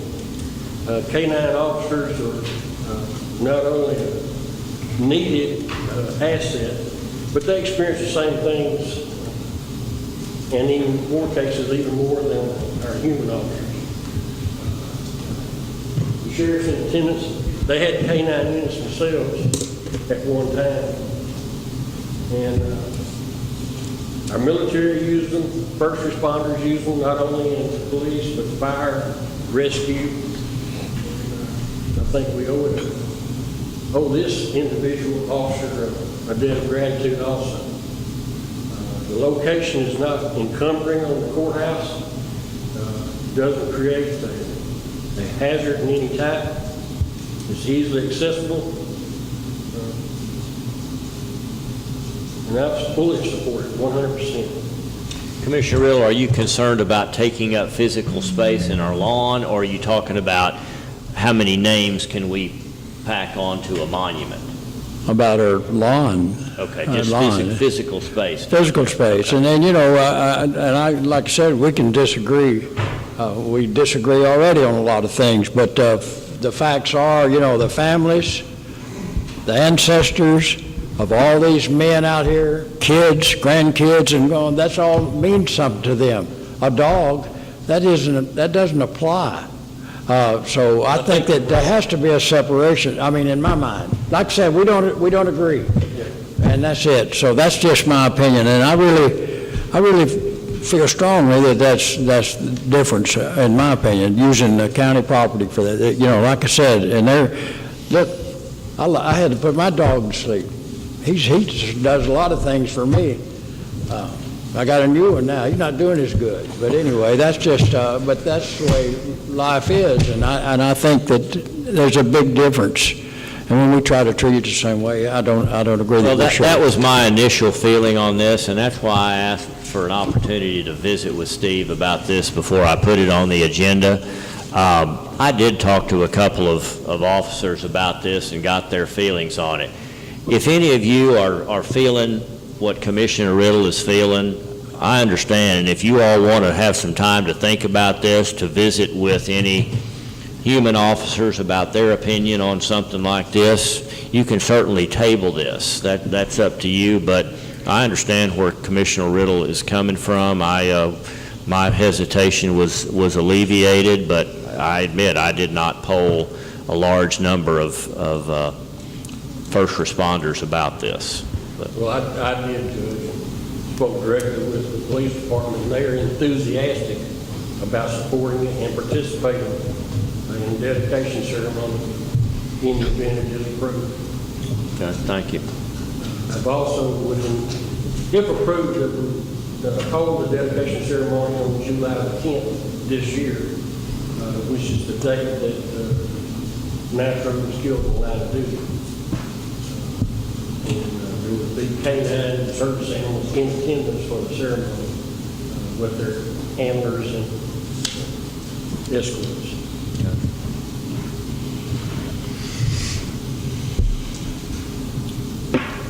Judge, let me say this. Animals are very special. I have one dog that's very special. Probably saved my hide a lot of times out there when that old cow was coming at me and kept the cow off of me and stuff like this.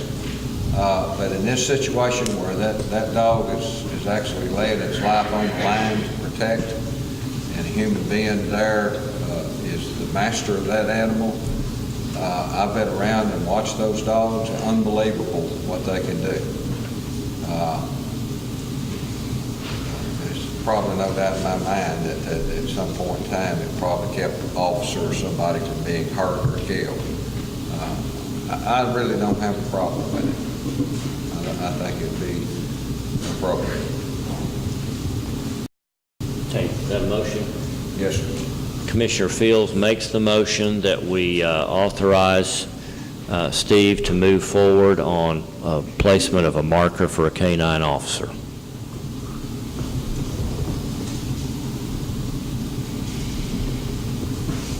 Anybody want a second? I'll second. Second is made by Commissioner Parker. All in favor say aye. Aye. Opposed? Opposed?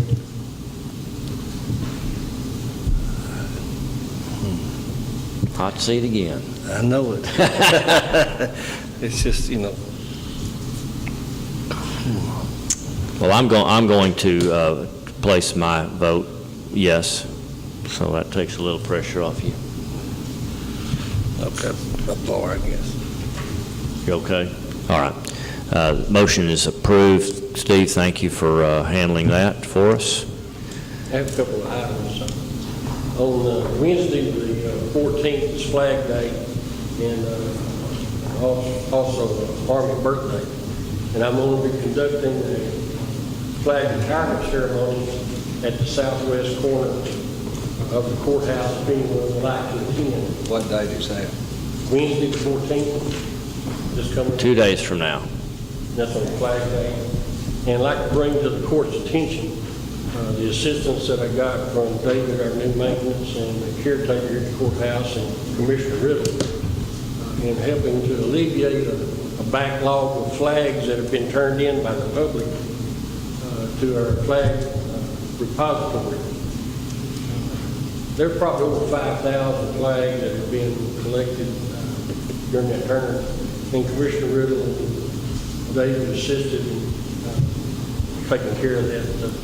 And it was with a fair amount of effort, I guarantee you. It was quite a number of flags to be transported and disposed of. Just for your information, as I recover those flags from the flag repository, I take them into the office and inspect the flags in each box that I take out.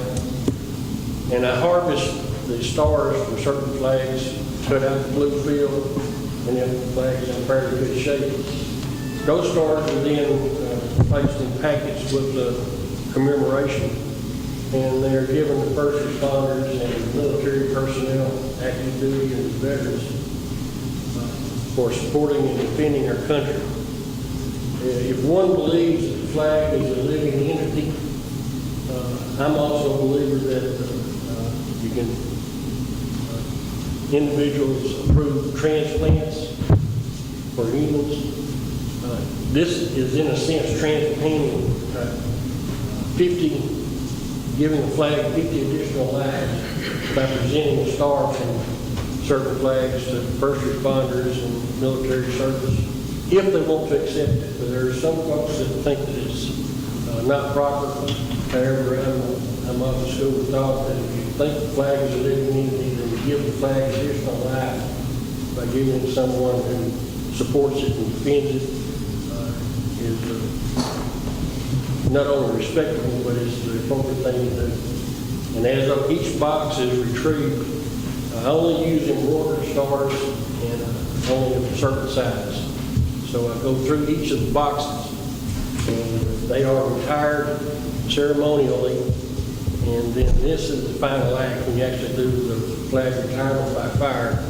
I do that on a representative basis because obviously we can't have a fire of that size in a lot of situations and conditions. So I do a few flags to represent the rest of the flags and dispose of them in a solemn and ceremonious fashion. And if you'd like to attend, I'll be doing that on Wednesday at noon, again out by the flag reception. Thank you all. Thank you, Steve. Thank you, Commissioner. Okay, it's 11 o'clock. We're going to take a brief 5-minute break here. We've got a few more items here to go, but 5-minute recess.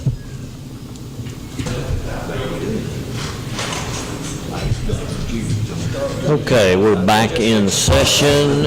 Sheriff, would you address the court and tell us what these extra sheriff vehicle or vehicles, I understand, are going to be needed for and how you'll be compensated? Yeah, TxDOT is they are working on the bridges on I-30. They're recoating them, and then they're also going to be coming back and doing the guardrails, reworking a lot of guardrails. We all know that the truck traffic is bad, so they're wanting 2 of our units just set out with the lights on east and westbound lanes. They're going to pay $15 an hour for the car, just sitting there with the lights on. So this is just temporary, maybe 2.5 months, and it's going to be over. So depending on the weather and the hours, you know, the money goes straight into our general fund. So we can make in between probably $15,000 and $18,000 just to count those 2 cars just sitting there. So So, But it's got your people in them? yeah, but they're paying them separate. Yeah, they're paying our people. Okay, too, but that's so they're paying for the vehicle usage and the personnel? And the car gets them. The car, yeah. So the county gets the car, the money, it goes into our general fund, and the other guys, they pay them separate, it's just security that they make, so. Okay. And that's going to be how many vehicles and for how long? Right now, they're just wanting 2, maybe for a month, month and a half. Then it's going to kind of start trimming down a little bit, just to 1 probably when we start doing the guardrails. So maybe. They're going to be on duty. Yeah, they're off duty. Yeah, this is just one day is off to be out sitting in the car. But TxDOT will be paying $15 an hour per car while we do it. That money will share with the county. Okay, so we'll be made whole, and the compensation to the officer is not on our books. Strictly by TxDOT. Okay. Is this some of your older cars, Tim, that you're? Yeah, actually, one of the cars that we're using to stay out there is going to be one we're down in this year, and the other one, I don't know if we're going down, I think it's a spare, it's an old one, so yeah, we're not using our new ones on. It's just a couple of the spares we've got sitting in the back. Like I say, one of them will be down this year, it's got a lot of miles on it. So we're using those to sit out there. And TxDOT don't care what they need, they just need those overhead runs, because by law, when we've got a guy out there with overhead run, they've got to slow down, and it does, it slows those trucks down, and it makes it a lot safer for the guys out there working. Yeah. They're just trying to keep somebody from getting killed, getting run over. All right. Well, that definitely will help slow traffic down, I Well, promise. yeah, it'll help slow traffic down, it'll be a good little amount of money, it'll help go back to our general fund, to the county, so. I make a motion we approve it. Second it. Okay, motion made by Commissioner Parker, second by Commissioner Applewhite for approval. All in favor say aye. Aye. Opposed? All right, thank you. Item number 27, I can't believe that we are having an opportunity present itself, but for some strange reason, long-range interest rates have recently taken a bit of a dip, and this is the first time we've been able to even entertain the possibility of refinancing the last of our loop bonds that are eligible for refinancing.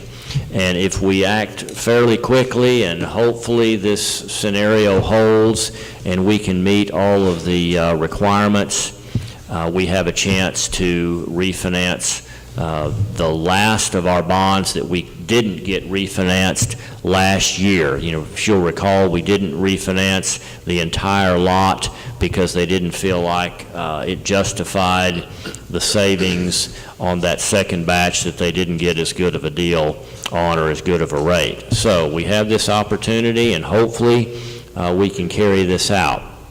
But this is a long motion. It is worded 100% identically to the way that we worded it last year, with the exception of the Series 2017. But consider and possibly approve an order authorizing the issuance of Titus County Unlimited Tax Refunding Bond Series 2017.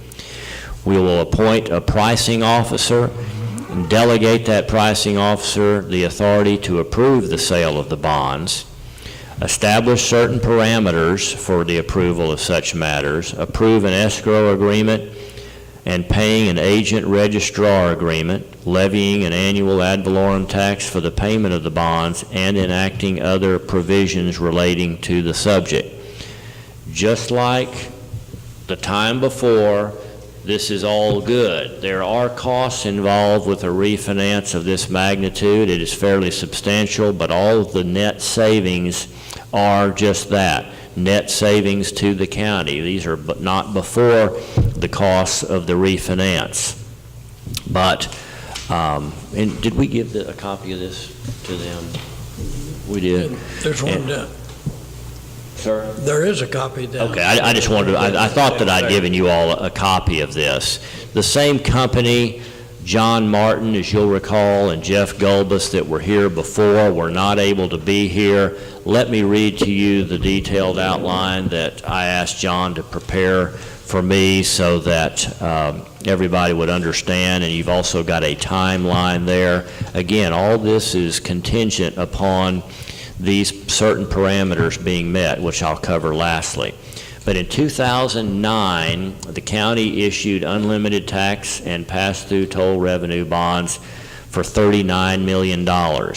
In 2016, the county refunded $8,330,000 of the 2009 bonds, which were eligible for redemption a year, actually 2 years from now in 19. Of the outstanding balance, 20 million remain eligible for redemption on the call date. The remaining callable bonds have a combined average interest rate of about 4.5%. In other words, that's what we're paying right now. Current market conditions project the county could issue refunding bonds to replace those callable bonds for a cost of funds of about 2.53, which produces estimated debt service savings of more than $1.4 million and net present value savings of about 7% compared to what's being refunded. Quoted savings is net to the county and after all issuance costs. The catch is these parameters that must all be met. The transaction will only occur if the following parameters are met at the time these bonds are offered. The true interest cost of the bonds cannot be higher than 3%. So we've got to be able to do this for 3% to improve upon our 4.5. The aggregate principal amount of the bonds shall not exceed $22.5 million. The refunding shall produce a net present value savings of at least 7%. And these are all statutory laws here. These are not something that we just came up with, but we have to achieve certain parameters or it's an illegal transaction. The final maturity date will be no later than March of 2029. So there's not an extension of the original period of time here. So the tricky one is going to be that first one, the true interest cost. We've got to strike while the iron's hot and get this, take advantage of these lower interest rates before they creep back up. I feel like the Fed's going to be issuing another increase, but we're dealing with long-term rates, and hopefully they can get this done quickly. The following page proposed a timeline to begin June 7th when I was talking to Hilltop. The second item there is June 12th Commissioners Court meeting to consider a resolution and pricing certificate. And then you can see that it will take from here about 2 more months to get everything done, just like it did the last time. If at any time in here that we're unable to meet those parameters, then we'll have to shut this thing down. But more than likely, this will be our last opportunity to take advantage of this refinance. So I don't see anything to be, any negatives here if we can get it done before the rates go back up. So I'm asking for your permission to go ahead and get these last bonds refinanced at the better rate to afford us some savings over the life of the remaining bonds, about $1.4 million. You know, not a, you know, nothing to sneeze at. A few couple $100,000, I mean $140,000 a year in interest savings. And that'll all flow to the debt service fund. Is where the benefits. We won't see the savings in the general fund, but it'll enable us to save some money. And, well, at some point in time, there will be money added to the general fund. Yeah, at the end of this deal. That's right. At the end of it. We're looking at 1.6, that's carryover, and then if you can save 1.4, you're looking at about $3 million. Plus, in 19, I think we're looking at taking that 1.6 and paying on bonds, or paying our bonds debt down. We are guaranteed interest on that money. That's coming regardless. Whether we pay it off today, we continue to get those payments through the life of the bonds. It's not interest, though. The TxDOT does not pay us interest. They pay us a set amount. set amount of money, and some of that's going to interest. is all we're putting. It's 2.5 million. Well, I just didn't want to misquote anything and have somebody think Well, it that. may not be interest, but we're guaranteed. They're giving us money. No change in the amount of money that TxDOT is going to pay us That's annually. That does not change. So if we're getting the same income and we're reducing our expense, then that's good for the county. Well, at the end of the payout, it should put to between $3 and $4 million general county. But I'd like that motion to do it. Just don't lower the INS rate. Second. $100,000 less money every year. Yeah, whether you lower the INS rate or lower the M&O rate, it still is a net result of savings to taxpayers. Probably lower the INS rate. All right, Commissioner Fields has made a motion to approve this agenda item number 27 to begin the process of refinancing these callable bonds. A second. Second by Commissioner Riddle. All in favor, say aye. Aye. Great. I will keep you all apprised of how this is going and let you know if anything derails us. We have taken care of item number 28 regarding the WIT building, so we're now into item number 29, travel and seminars. Did I bring mine in here? I may have left it there. I apologize. Here you go, piece. That's your copy. Did they give you a copy? Here, Judge, I got mine here. I think I may have made some notes on mine. Let me just grab mine. Are these in the budget? These will have, I mean, I'm just curious. well, you have to do the travel, because a long time ago, we used to put the travel in each department. And you had to quit doing that, so John would approve individually every time. We had some offices that were kind of using travel.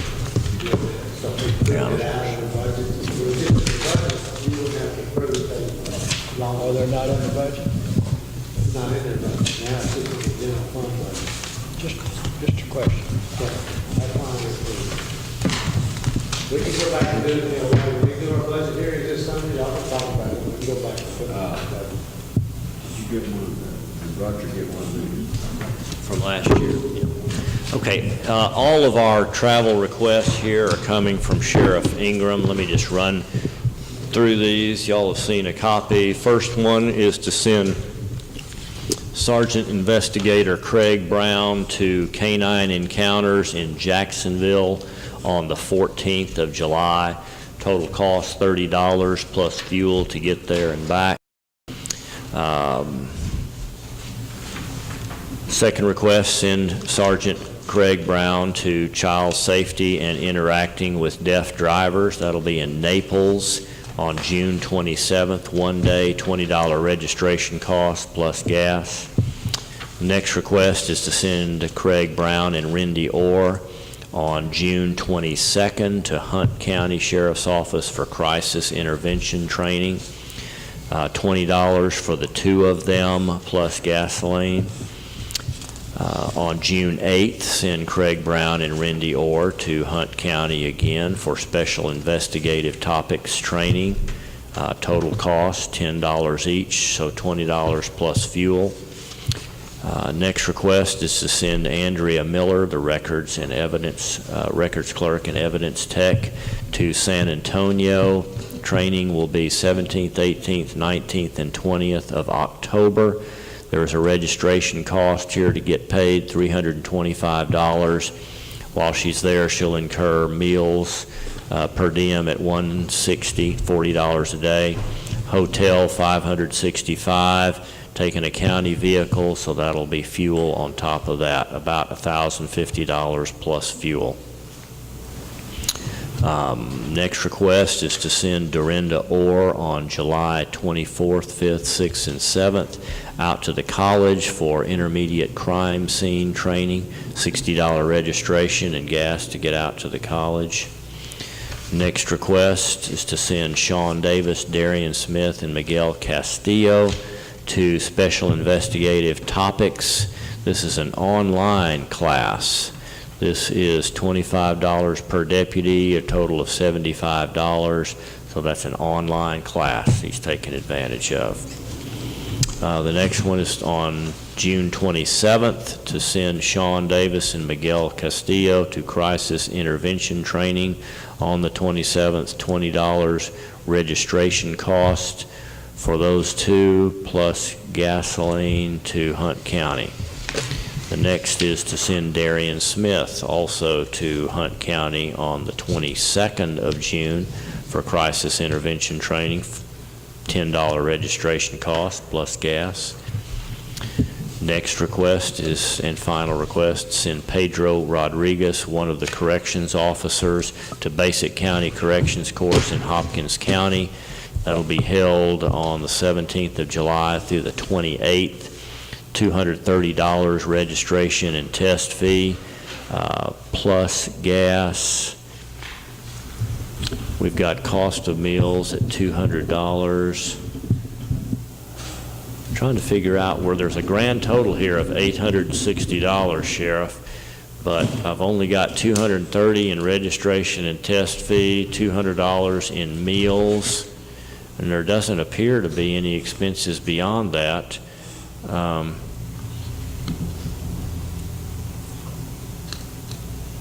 So county car, no hotel motel, $200 worth of meals, $230 worth of registration.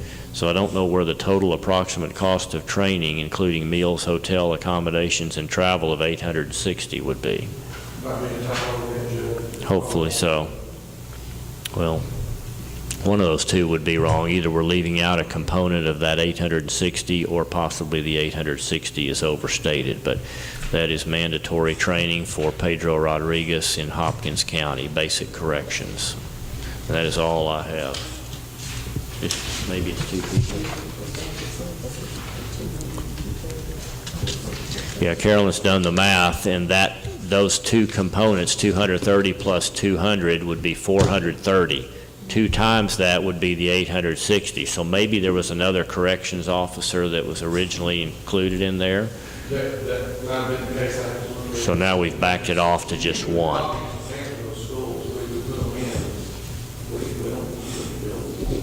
Okay.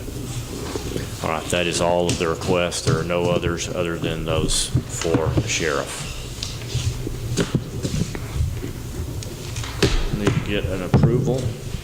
Make a motion to approve travel. Motion's made by Commissioner Parker and seconded by Commissioner Applewhite. All in favor, say aye. Opposed?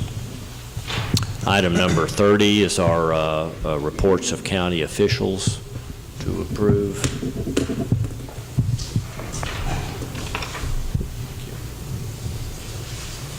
Thanks, sir. Thanks, sir.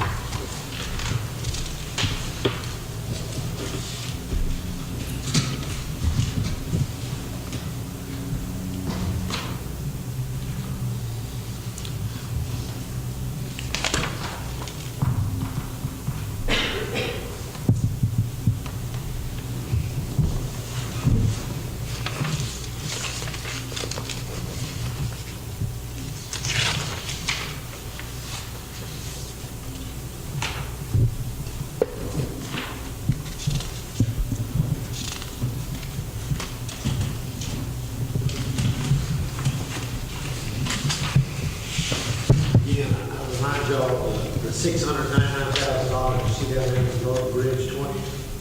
That's for all the roads, things we've been talking about today, the equipment and all that stuff. It's not coming out of that money. It would be coming out of fund balance being moved from general county down to 19, which is a special line. I don't have money in there right now, but we have not moved any money.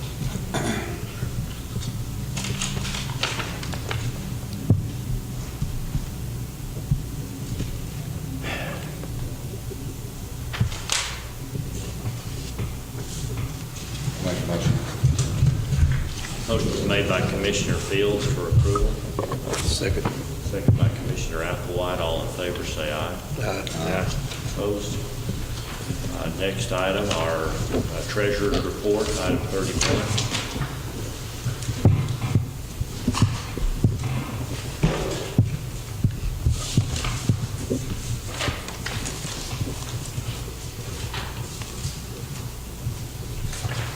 Thank you.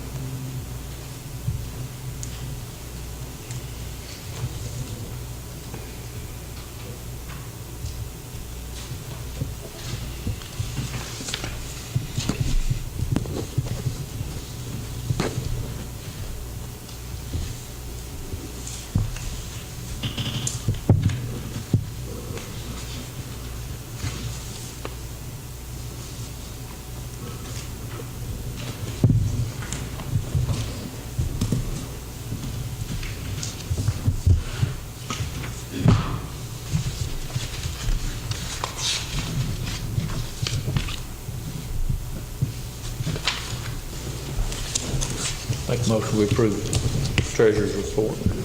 Motion for approval is made by Commissioner Parker, second by Commissioner Fields. All in favor, say aye.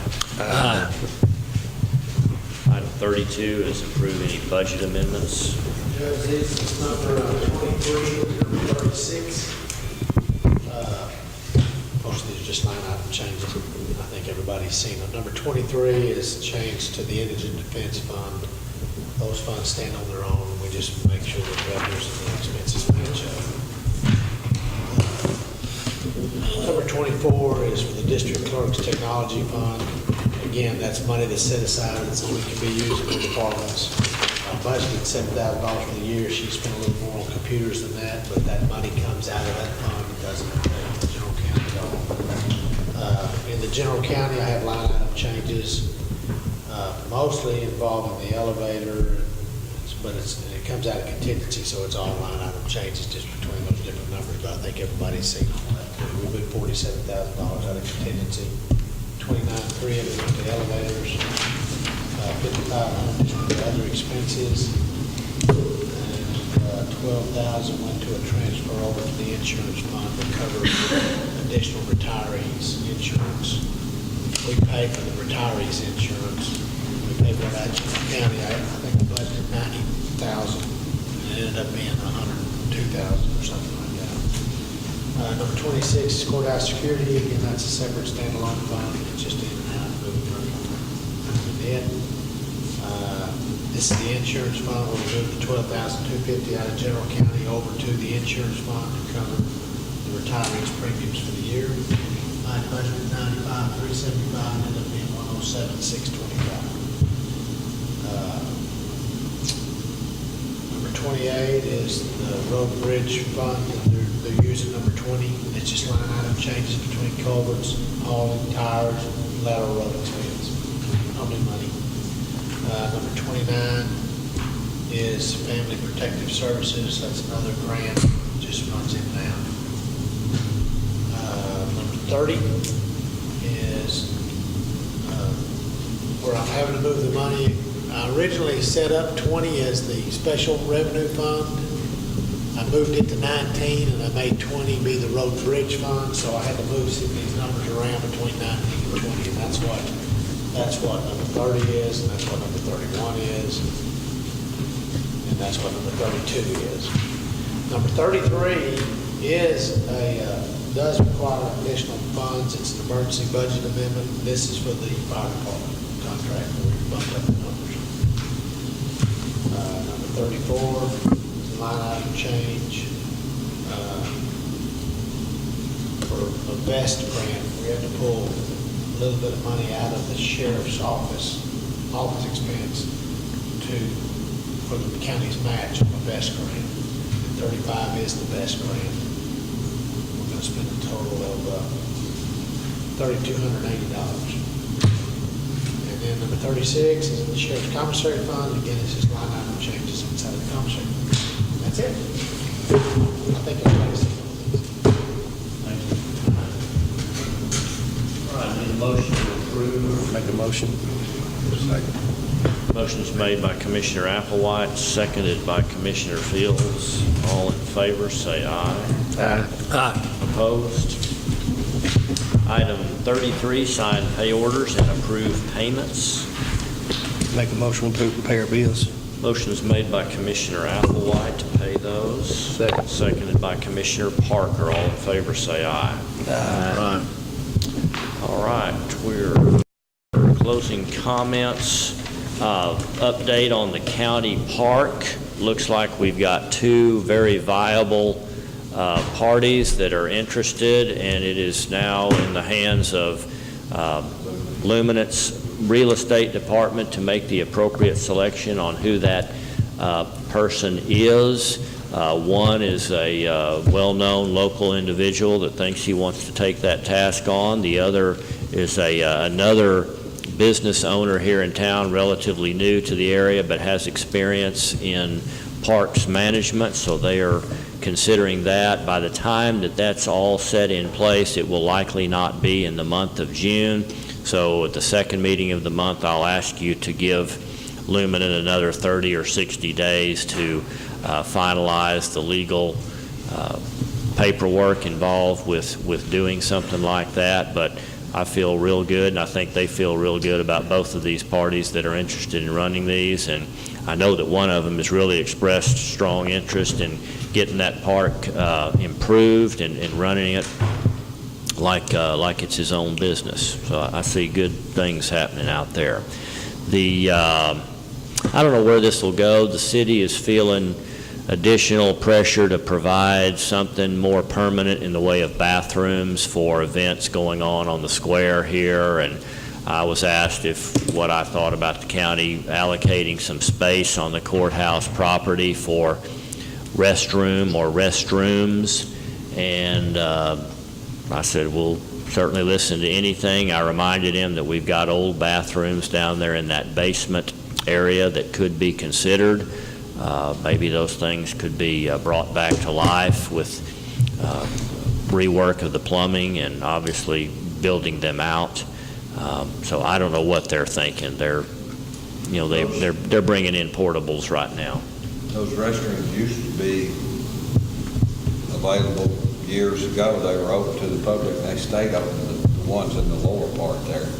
But I don't know why they stopped, unless it was being vandalized or something. So I don't think they would not want those to be open around the clock. They would only open it for certain events. But again, we're a long ways from discussing details on something like that. I just wanted you to be thinking about how you would feel about working with the city to provide some restroom access as our downtown activity improves. They're not ready to meet yet, but several months ago, Christy and I had asked TAC to get us some proposals put together for county health insurance under the TAC pool. And I believe they're a week or two away from having some of those numbers, but before we begin our budget discussions, I would like to meet with the court and with TAC to see how their insurance might compare to what we have right now, and whether or not we would want to consider the stability of joining the TAC pool for our health insurance, since we've had some kind of rough times here in the last couple of years with our self-funded insurance. But I'll probably be putting together a special meeting once I hear back from TAC that they are ready to meet with you. I think that's all that I have. Commissioner Riddle, do you have anything? Yes, we have a elevator, the room in the elevator down on the ground floor. We have tile. We got tile everywhere, and I'd like to put that tile down on the floor. And I could get we're talking about $100, $150, $200. You use some of our surplus tile to tile that downstairs floor. Right. What is? I haven't even noticed it. What is it? Concrete floor? Concrete. Got a little scab. It's got to be leveled, and it's not a very big job. But I don't know how to go. Can we hire a part-time guy to lay it, or can we get $100, $150, whatever it takes, and should we do that, or, I mean, I don't know how to go about it, in other words, how the best way to go about it. That's just maintenance of the courthouse. Do it.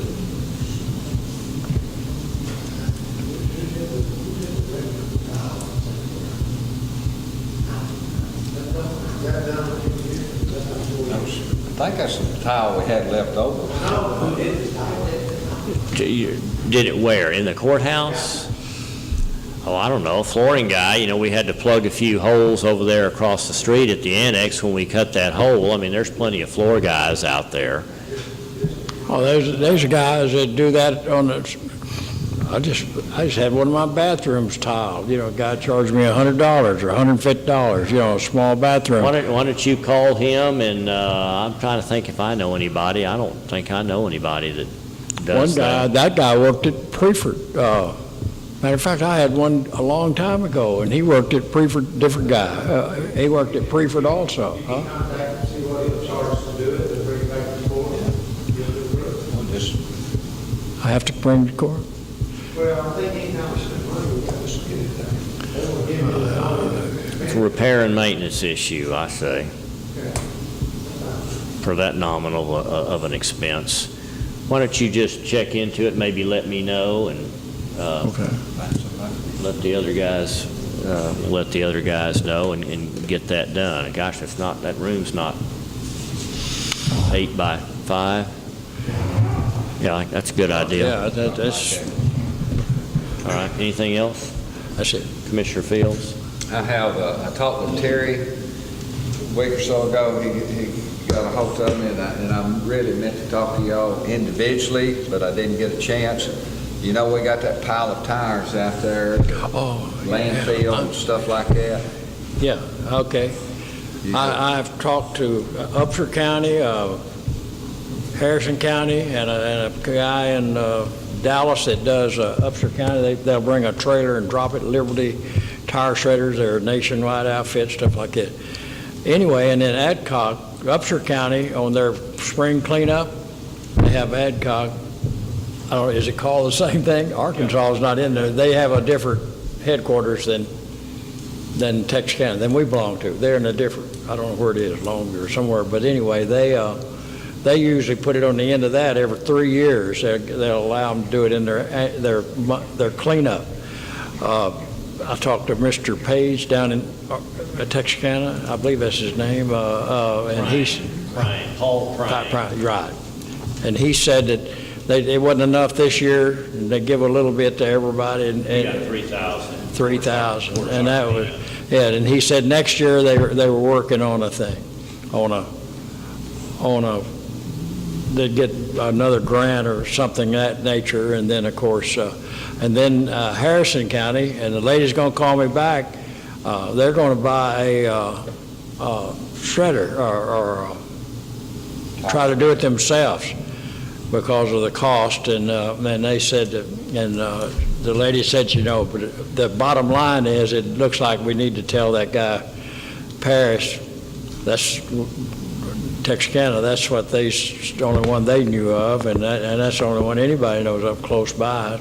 Even though they did go up on the price, I don't think it's time. We're not going to do anything. We might get a grant next year, and we'll stay after it and make sure, and then we'll see what happens.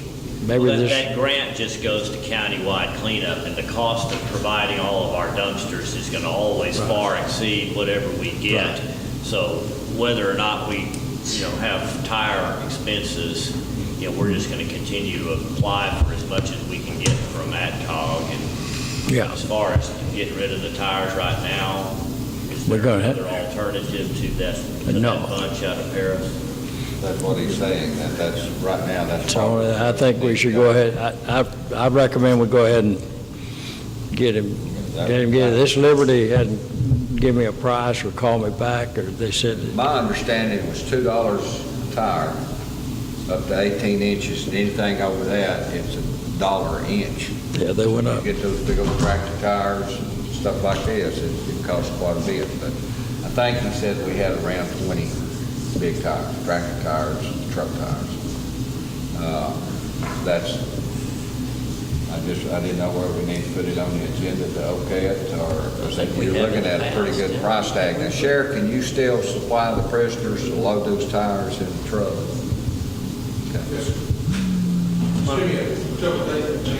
Why don't we put that on the agenda on the 26th? And, You might check, see if you can find anybody else. Oh, no, I've exhausted, for next year, I might save a little money, but this year, there's nothing, no alternative that I know of. do anybody know the name of that bunch? Yeah. Oh, who, in Paris? Yeah, he's been getting them for years. Yeah. You pull up Just consider who possibly. we paid last year, the same person. Hiring. He's a trash company. Okay, we'll have the name for the next meeting, and we'll approve it at the next meeting. I told him we would bring it up, talk about it, and try to do it. I said, I just don't know. I know there's some other options out there, and you can buy this equipment, and we can grind that stuff up and throw it and haul it off, whatever. But you're getting into a big job right there.